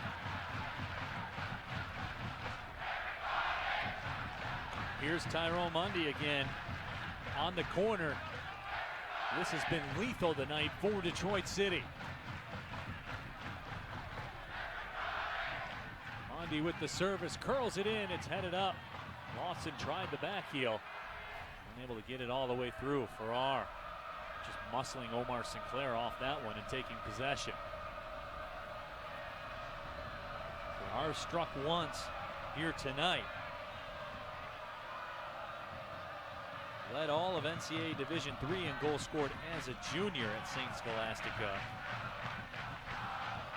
Was a top goal scorer for 2 seasons for Bromley FC as well. I believe the 6th division in English soccer. So this cat has scored goals wherever he's been. There's another sub for City waiting to come in, Neil. That's number 21, Zach Shiwi, coming into the fray. The roster for today's game said that Shiwi would either wear number 23 or number 21. It looks like it's number 21. So here comes Zach Shiwi for City as soon as the sub is administered. Shiwi Played in 8 matches last year, scored a goal for Detroit City, was a MAC all-tournament performer as a junior at Bowling Green State.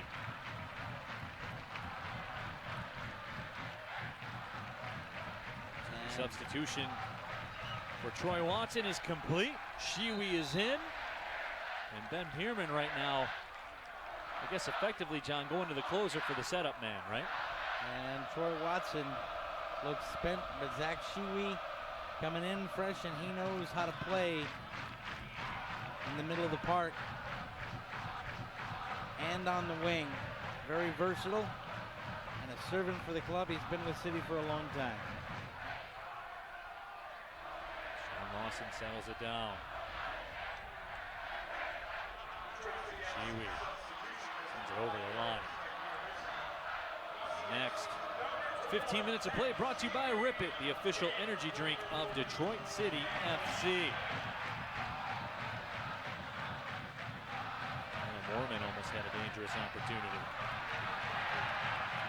Here comes City one more time. Bakey Goodman. Cyrus Sadie. Sadie through. Mondi making a bid for number 4, and the shot is blocked. And that's a heck of a job by Garganaya to come over and make that play. And dove. And City gets another corner, but Cyrus Sadie was in.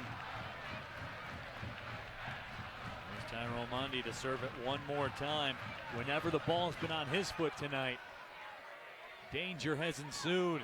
If you're a Duluth FC fan, Mondi sends it towards the back post over top of everyone. Maybe the first mistake Tyrone Mondi's made here tonight.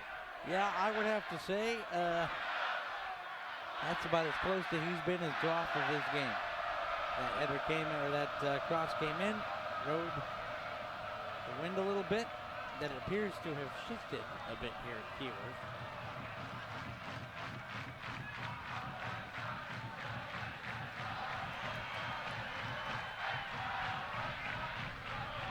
Ball yo-yoed along the line. Sam Morin tweets at us with the hashtag WatchCity. Duluth still in this. Has been a great contest so far on Duluth.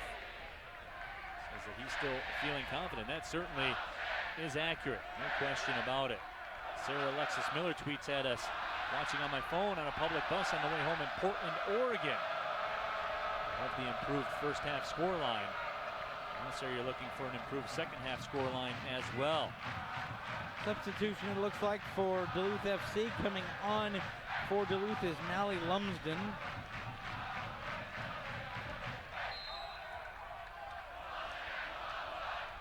And coming off for Duluth, the player to be named later. As soon as he turns around so I can catch his number. Number 23 for Duluth, Charlie Crane, comes off. Sean Lawson trying to maintain the possession. Ball squirts free on the left side. Tyrone Mondi taken down here. Cyrus Sadie in some space. Sends it across. Mormon works it to the right side. Lawson stepping back. The triple team comes and they take it away.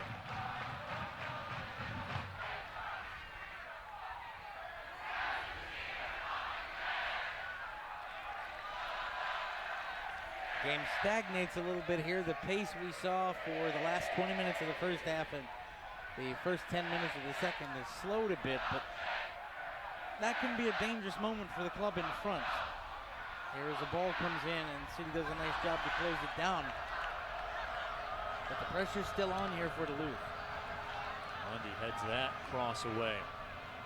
Duluth FC still with the pressure. Dika drops it back. Bakey Goodman locking horns along the sideline. Thought that ball crossed the line, but apparently not. We play on. Yeah, well, it would be the first time I've been wrong tonight. Nope, but the first time was in better fashion. I'm glad I was able to share that moment with you. Yeah, it was a lot of play fun. an equal part. Yeah, exactly. Duluth coming through midfield here, though. Dika sings it out to the left side. City's back line is not in a good shape right now. They are not level across. There are gaps that Duluth could exploit. Sadie Sends it wide to Mondi. Sean Lawson up with him. Mondi one-on-one. Crossing over. Tried to find Sadie. It was taken away at the last moment. And Sadie touches it back out. Shiwi. Sadie. Mondi. Mondi taken down. The free kick will be awarded at the top of the D. Tyrone Mondi creating all sorts of problems for Duluth right now. Another foul that was created entirely by Tyrone's pace.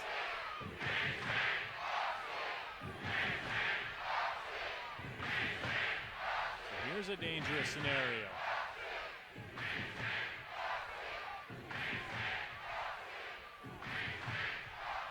Omar Sinclair over, as is Cyrus Sadie. Stephen Carroll there as well. I'd like to see Cyrus take a lash at one here. You know, it's in a position where he could.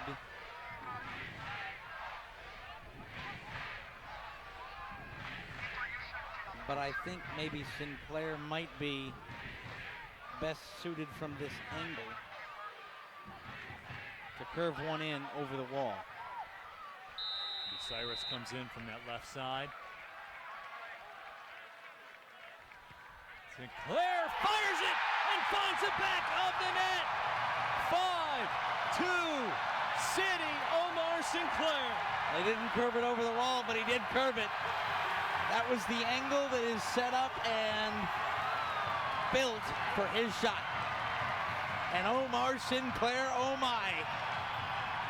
And finally, it's 5-2. And that goal will put Duluth FC in a world of hurt. Omar Sinclair pure. Tom Greensell was powerless to stop it. Look at Omar Sinclair sending it over top of the wall and in. That is a perfectly placed shot, Neil. The keeper set up the wall where he wanted it. And I want to get one more look at this beautiful free kick when we get a chance, because Duluth set themselves up perfectly. And the keeper was waiting to play it. He had a region, Tom Greensall, that he needed to play. He had a part of the goal that he was responsible for. And on any type of free kick like that, there's always going to be one spot that's just too much for the keeper to find. And Omar Sinclair found it. Vika on the run. Here's the other look at it. Omar Sinclair, pure. Look at this, a beautiful bending ball away from the wall. Nothing the keeper can do except stand and watch and pick it out the back of his net. Bends it over and curls it inside the post. 5-2, beautiful goal. 71st minute. 20 minutes to a matchup with AFC Ann Arbor. City can hold on. It'll be them and AFC Ann Arbor tomorrow at 7:30 right here at Keyworth. Tickets available at DebtCityFC.com. Get them and get here. Public service announcement. It might be hard to get a seat walk up tomorrow night. Head over and get your tickets to DebtCityFC.com right now. And the Seb Harris fan club has reason to cheer as Sebi comes into the game. And again, and there he is, the windmill is in action. That is my favorite sign in the history of sports fandom. Look at that, the windmill. They have a windmilling cardboard cutout of Sebi Harris. For those of you who don't know or tuning in to watch City for the first time, 3 matches ago against Lansing United, or check it, 2 matches ago against Lansing United, City were 3-0 down, came back to draw 3-3, and after one of the goals, Seb Harris scored it and came out from behind the goal doing a windmill. It fired up the troops and they drew level, and the windmill's been a thing ever since. Seb Harris got a brace in City's play-in game against Dakota Fusion, and he's back on the pitch tonight, and the windmill is the stuff of City legend. Absolutely.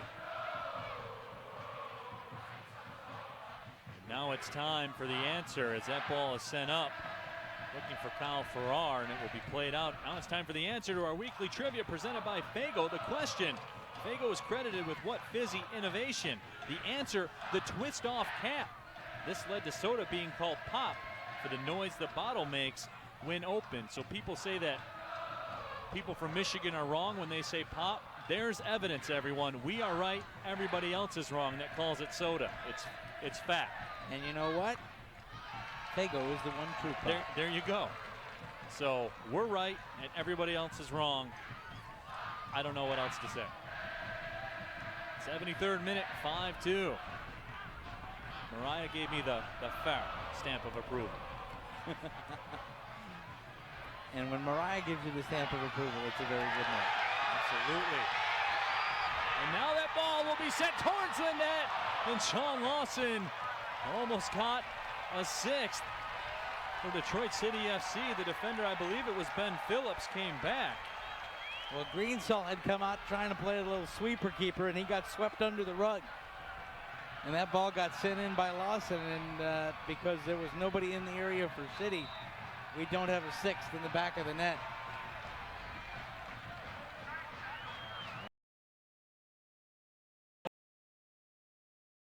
And the Northern Guard right now is feeling it. They're intense. Sean Lawson will come off. Jordan Tyler will enter the game.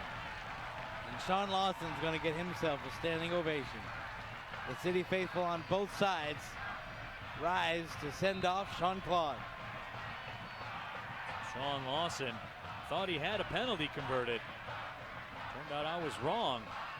But his side still in front, 5-2. Jordan Tyler with his first touch after entering the game. Jordan Tyler, when he comes in, he's coming in hot. He's ready to roll. Dummy through. I think that Mondi thought that Tyler was going to head toward the middle there. Let it run through to try to run onto Tyler, and Tyler ran the other way. 75th minute here at Keyworth. It's a party in Detroit. And as the chant says from the Northern Guard, trust me, nobody's sleeping tonight. They're going to have to go on a bender. If they're going to go on a bender, they'll have to answer the bell tomorrow at 7:30. It's a quick turnaround. 7:30 p.m. tomorrow. Airtime just a few minutes before that. Neil and I will be back here. It'll be another hashtag Watch City Stream. And it's time to break a little news as to how good the crowd is at Keyworth tonight. And now for the attendance, brought to you by Rip It Energy. Oh, you know, just a casual 6,989 people on hand here tonight in Keyworth Stadium. 6,989 here tonight, feeling it. And I would say it's 6,989 plus, as a foul here gives Duluth a free kick in a dangerous area, bent over and over the bar. Sean Morgan sent it over top of the crossbar. 76th minute, another substitution for Detroit City. George Chamakoff will come into the game, as will Mauricio Castorino.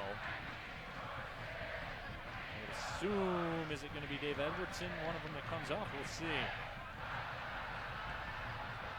Also on the other side,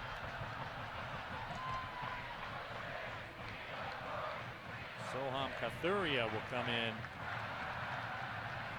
as well. And you know, this is a good move by Ben Pierman.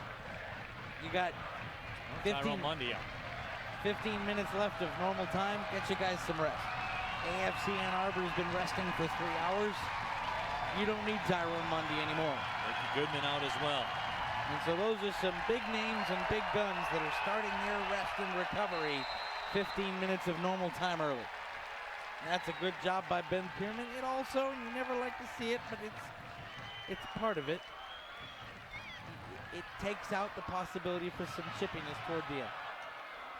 Jordan Tyler made a run. That ball was played up. The final 15 minutes of play presented by Strategic Staffing Solutions, sponsor of the S3 Beer Garden here at Keyworth Stadium and the DCFC International Series. 5-2 the score, 77th minute. Date with Ann Arbor on the line. looking more and more like it's going to be an all Great Lakes Conference tilt tomorrow for the Midwest Conference Championship. The first time City played Ann Arbor, Dario Suarez scored 2 goals, and City lost 2-0 at Holloway Field.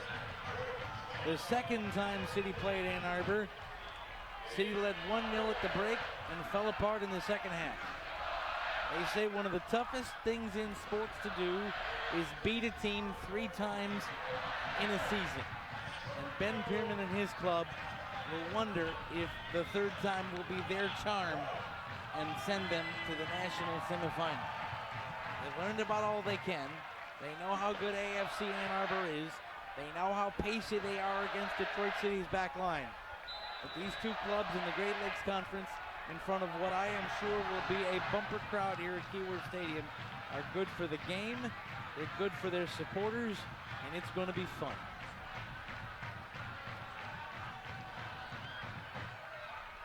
So the restart coming for Duluth.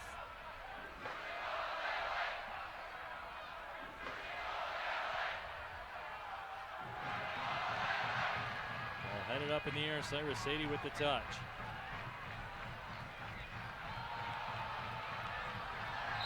Taken down is Dave watch Edwardson. out now, and he got a foot to the head. Going down. He mixed it up for Ua. Garga Ua takes down Edwardson. Sinclair with the touch wide. Castorino to the middle, tried to find Mormon. That ball popped up in the air. Farrar settles it down. Turning with it, Rayla. And John, look, Farrar got loose one time tonight. He's been shut down since. Made City pay, there's no question about it, and that's what you expect from the 4th best scorer in the entire NPSL. But in the second half, Farrar really has been a non-factor. Yeah, and that's because City's back line learned and played resolutely, and the midfield denied the service from the wings and through the middle that Farrar thrives on. Yes, if you hoof enough balls up to your rather large single striker and the defense switches off, goals happen. That's what happened. The first Duluth goal was Farrar getting free, playing well, and full credit to him. But since Duluth took a 2-1 lead, it's 4-0 Detroit City Football Club, and Kyle Farrar's been a ghost for most of the second half. Matt H. tweets at us with the hashtag Watch City, says, let's go DCFC from St. Louis, win 1, because God knows we can't. So yeah, if your team's been eliminated, jump on the train. Come on and watch us here at Watch City. Jump on the train. Tomorrow is going to be one of those ones you don't need any pregame speeches for. That ball served up into the box. And there's Seb Harris, the crowd ready to erupt anytime Sebi. They want him to have a lash. Absolutely. I just want to see the cutout of Sebi with the windmill. Jordan Tyler running wide. Tyler taken down. Referee says play on. And that's a good decision. That's not a foul. That's physical play. Now we're going to mix it up. That ball goes out of play.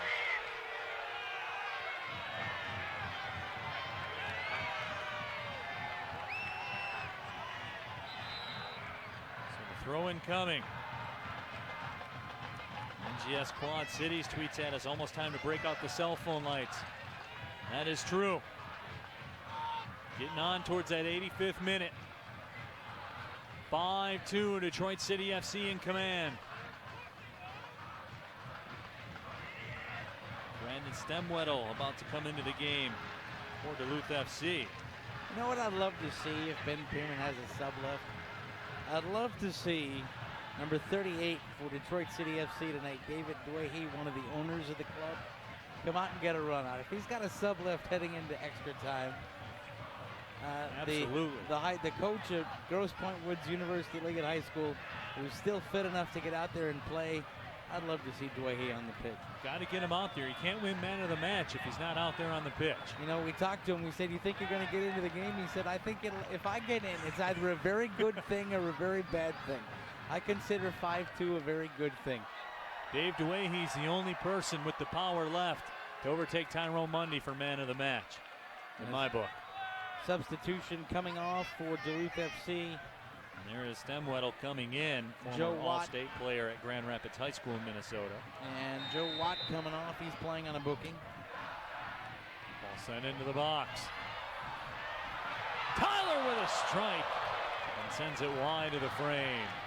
And that's how you know kind of the victory cigars are coming out, because Duluth didn't move on that corner. That was bouncing into a free area, and it just kind of laid there for Tyler to go get it. Finally, the City Boys seem to have ground down. Finds Tyler with a shot, and the save is made. It's target practice right now for Detroit City. And how about this for dedication? Michael Schmeigel tweeting at us after the win. He's flying in to catch tomorrow's game. You watch tonight. He'll be here at Keyworth tomorrow. Join him. Tickets available at DebtCityFC.com. But of course, John, if you can't make it, we will be right here for another installment of Watch City with a regional championship on the line. Dika plays it towards the middle, 84th minute. Countdown is on. To City and Ann Arbor for a third time here this season. Tyler Moorman will turn and send it up. Jordan Tyler wants to make a run. Handball is called. Jordan Tyler is itching. You can see he's getting the ball. He's turning upfield. And in that case, he was kind of like the wide receiver that was turning upfield and looking at green space in front of him and forgot to look the ball into his hands. And then all of a sudden it got caught up and handball's called. 85th minute here at Keyworth. We are about 50 seconds away from cell phone lights. And here comes Akshiwi. Shiwi through, and he's taken to the turf, and that foul is called. So a dangerous free kick coming up. Rich Pichette, who is a regular Watch City watcher, saying he's also making the trip up, driving up from Cleveland. We want to see you with Rich and Michael and everybody else here at Keyworth tomorrow night, or right here with us on the Watch City screen. Is Cyrus going to give this a go? I thought he was going to step back and give it a run. Cyrus now working one-on-one. Moves towards the goal line. Cyrus on the left side, and that ball's taken away. As the cell phone lights are on here in the 86th minute at Keyworth Stadium. The night has been lit up here in Hamtramck. The stars are certainly out at Keyworth tonight, across the way and on the pitch. And Keyworth has never looked better. And we will see it again tomorrow. 86th minute, 5-2 the score. We are going to see two of the better teams in the NPSL duking it out for a trip to the national semifinal. Neither City nor AFC Hanover have ever reached that plateau. City, the closest they came was in 2013 when they lost in the regional semifinal here in Detroit. They're hoping to take one final step further on their home patch tomorrow night against an AFC Ann Arbor team that has won both the previous meetings this season. Some Detroit City fans wanted a rematch. They wanted to go out and beat Ann Arbor. Some were pulling for Dayton Dynamo before a 91st minute winner from the Mighty Oak set up their trip to the championship game. And now it's Duluth who come in, and City knocked them off and have scored 10 goals here in the NPSL playoff. Those youngsters are fired up. They're ready for a rematch with Ann Arbor. So as you said, John, AFC Ann Arbor with the 2 victories, but that doesn't matter There'll be 90 minutes of action tomorrow. The winner is a regional champion and going on to the national semifinals. And really the important thing now is rest and recovery and hydration. If you're a Detroit City player, the minute you get off the pitch, you start going and chugging water like your life depends on it. And you cool down effectively, you recover effectively, and you get ready to go, because this is the only time really in the entire NPSL season where you are asked to go on less than 24 hours. To be fair, the Midwest region is the only region that does it this way. The rest of the regions across the country, with at least an off day between every round of the tournament. The Midwest region directors voted to put the regional finals on a weekend like this, and so that puts the onus on the players to be ready. You won't be able to use fatigue as an excuse. It's the same for both teams. And if you're Ben Pierman, you've trumpeted your depth all year. Now is when that depth has to pay dividends. You're also going to see how deep AFC Ann Arbor is. They're going to be tested in a fashion they've never been tested before, because tomorrow, Drake's not the only one going back-to-back. Both these sides are going back-to-back, and it'll be all hands on deck for everyone. It will be. And frankly, I would say City had to run more tonight, but the higher pressure game was AFC Ann Arbor's. And even though that pace was not as stringent, more mental fatigue. There was a lot more mental fatigue in playing into the 91st minute, staring down the prospect of extra time, and then finding a free kick winner to advance through. So if you want to go physical fatigue, yes, City had to run up and down the pitch tonight, playing like a run and gun basketball team. But AFC Ann Arbor went through the meat grinder against a very game Dayton Dynamo club. And that's going to take its toll as well. Our turn with that one. That ball's played out. Throw-in coming for Duluth. We're into the 90th minute. Ball headed on. Purely cosmetic at this point. Ball's played over the line. You know what I can't wait for tonight, Neil? If you're a City fan, you know this is coming. Dion DeGennaro, who's the social media expert for the Northern Guard and is also a great photographer, took a great shot of us last week. Always does a photo dump following matches. I can't wait to see how Keyworth looks through his eyes tonight, because it was a spectacle of soccer, and the team lived up to the billing, and the crowd's been great from the start of the first semifinals to finish. I cannot wait to see what comes out of the camera lens of the Duke and the Northern Guard, because this has been a great night for City and a great night for the NPSL. Tomorrow's, as the kids say, fitting to be a lot better. With everything on the line. Boy, I just can't wait. You know, it is going to be lit here tomorrow. It is indeed. But let's talk a little bit strategically about tomorrow, because the outcome here is long ago decided. It is going to come down tomorrow to how well City can play along the back line. City lost to Ann Arbor here at Keyworth because Alec Lisinski came into the game and ran riot over City's center back there. And that was a reality check for Detroit City. About a 10-minute breakdown. Absolutely. And City's fullbacks and center backs all season had been used to being able to press high and press forward. And because they had pace and speed and technical ability, they were able to track back, and if they made a mistake, make up for it. And Alec Lisinski, who was a former Detroit City FC player, by the way, played here last year, scored the first City goal at Keyworth, showed them that sometimes you have to respect pace. And it was an absolute gut punch to the City back line. They all of a sudden had players who were technically solid on the ball and were unafraid to run at them.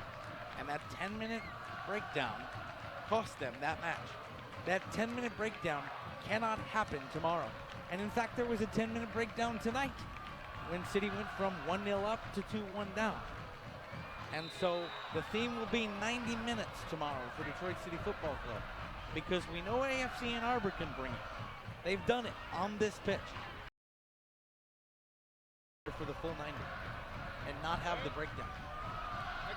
That will be the tale that's told tomorrow night at 7:30 right here at Keyworth Stadium.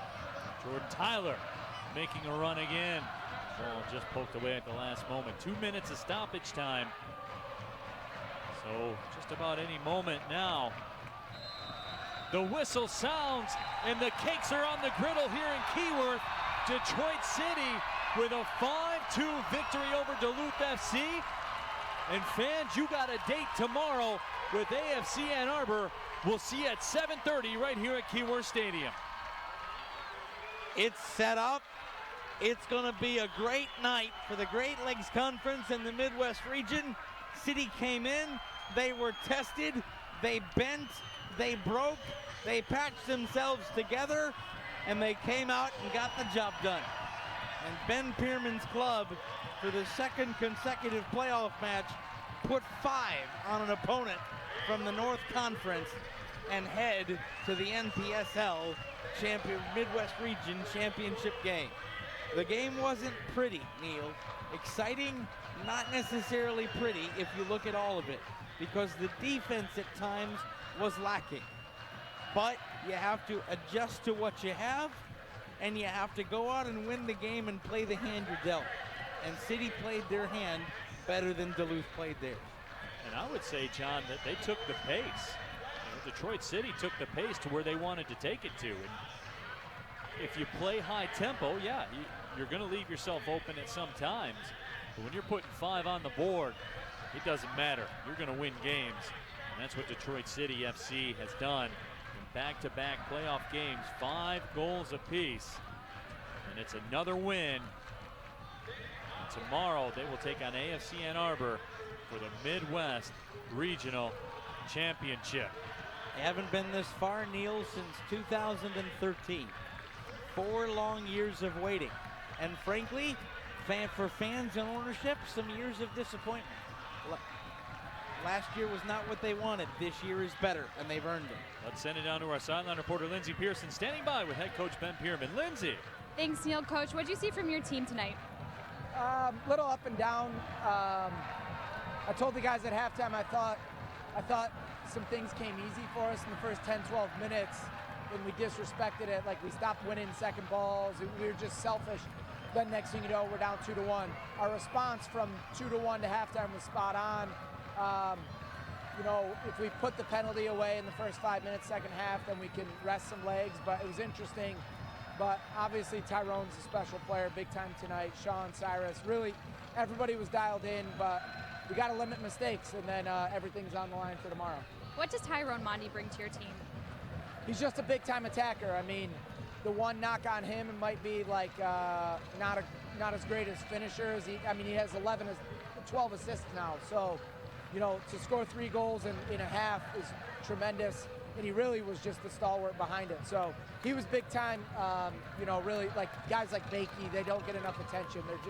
They're animals. So we'll enjoy it, but really, you know, no disrespect to Duluth or Dakota. We expected to be in this game tomorrow. We expected to play Ann Arbor. So it'll be all on the line, 50-50 game.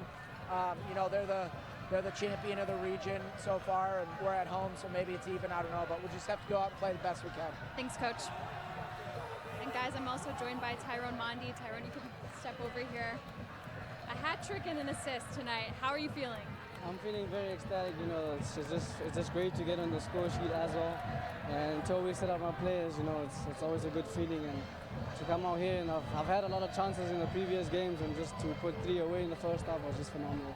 You seem so comfortable here. What is it about this place that allows you to thrive? I think it's the team has this family feeling to it, you know. Ever since the first training session I stepped on the pitch, I felt at home, and I think that's the big thing that made me feel very comfortable in playing, and I had a lot of guys that had welcomed me well, so I think that played a part in it. And what's going to be key tomorrow with a quick turnaround for tomorrow's final and a rematch against Ann Arbor? What's the key there? Yeah, definitely. You know, we have to give them one back. They beat us twice in the regular season, so it's going to be a tough one, but we'll just see what happens. We just need to stick to our game plan. I don't think it's so much about focusing on the opponent, but as our own game. And we'll see what Ben says tomorrow as to how we approach the game, and that's all I want to say. Thanks, Tyrone. Great job tonight. Neil, back to you.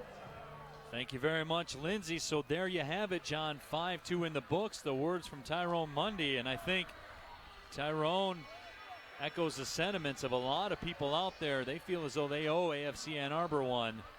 AFC Ann Arbor, of course, taking the 2 matches during the regular season. But as we take a look at the updated bracket, all of Detroit City FC feels as though they owe AFC Ann Arbor one, and they'll get their chance tomorrow. They do indeed, but the high point of that interview speaks to this entire season for the club, Neil. This club has a family kind of feeling. When Lindsay asked him why he felt so welcomed here, this club has a family kind of feeling. When City lost at Holloway Field and were no wins, 2 draws, and a loss, they could have packed it in for the season. But the family got together. They found their legs. They added pieces. And the family is playing for a championship. And so, yes, they do owe Ann Arbor a lot, and they get that chance. But I'll take a family any day in that kind of situation, and Tyrone Mundy says City has one. And there is the family on the pitch right now, but recovery going to be the order of the day. We're going to reconvene in about 21 and a half hours. Now let's take a look at the match recap, brought to you by the good folks at Motor City Casino. And, you know, John, when you look at it, as we recap what happened here tonight, a tale of 3 matches really, as we saw, that stretched into 4 that second half. Detroit City FC won this one going away. They did indeed, and they did it with pace. And look at that first goal from Tyrone Mundy. He put City on the board 1-0, but then City switch off, and a great cross to Kyle Farrar, and he doesn't miss with the header. And then, of course, Duluth takes the 2-1 lead, and this is where it changed. City could have bent and broken. They had been punched in there, and Duluth came out and showed why they're the number 2 seed. But they hunkered down, and it was the Tyrone Mundy show. And really, in the second half, all City had to do was make sure that they didn't allow anything else. They missed a penalty, but eventually added to their lead. And in the end, Neil, they just did what they had to do to see it over the line and earn that 3rd chance against AFC Ann Arbor. That is the story. A 5-2 victory. Tyrone Mundy with the hat trick. All of them in the first half. Omar Sinclair put the cakes on the griddle, and that effectively ended it all.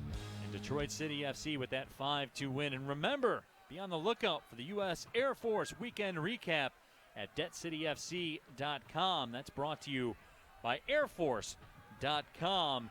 And the Detroit City fans out there, John, hope that they log on Monday and have some good news, and they will have that opportunity tomorrow. I'll tell you what, win or lose, the weekend recap's going to be a good one. This is a great night for Detroit City FC and a great night for Keyworth Stadium. So let's come back and do it again tomorrow, partner. A championship's on the line.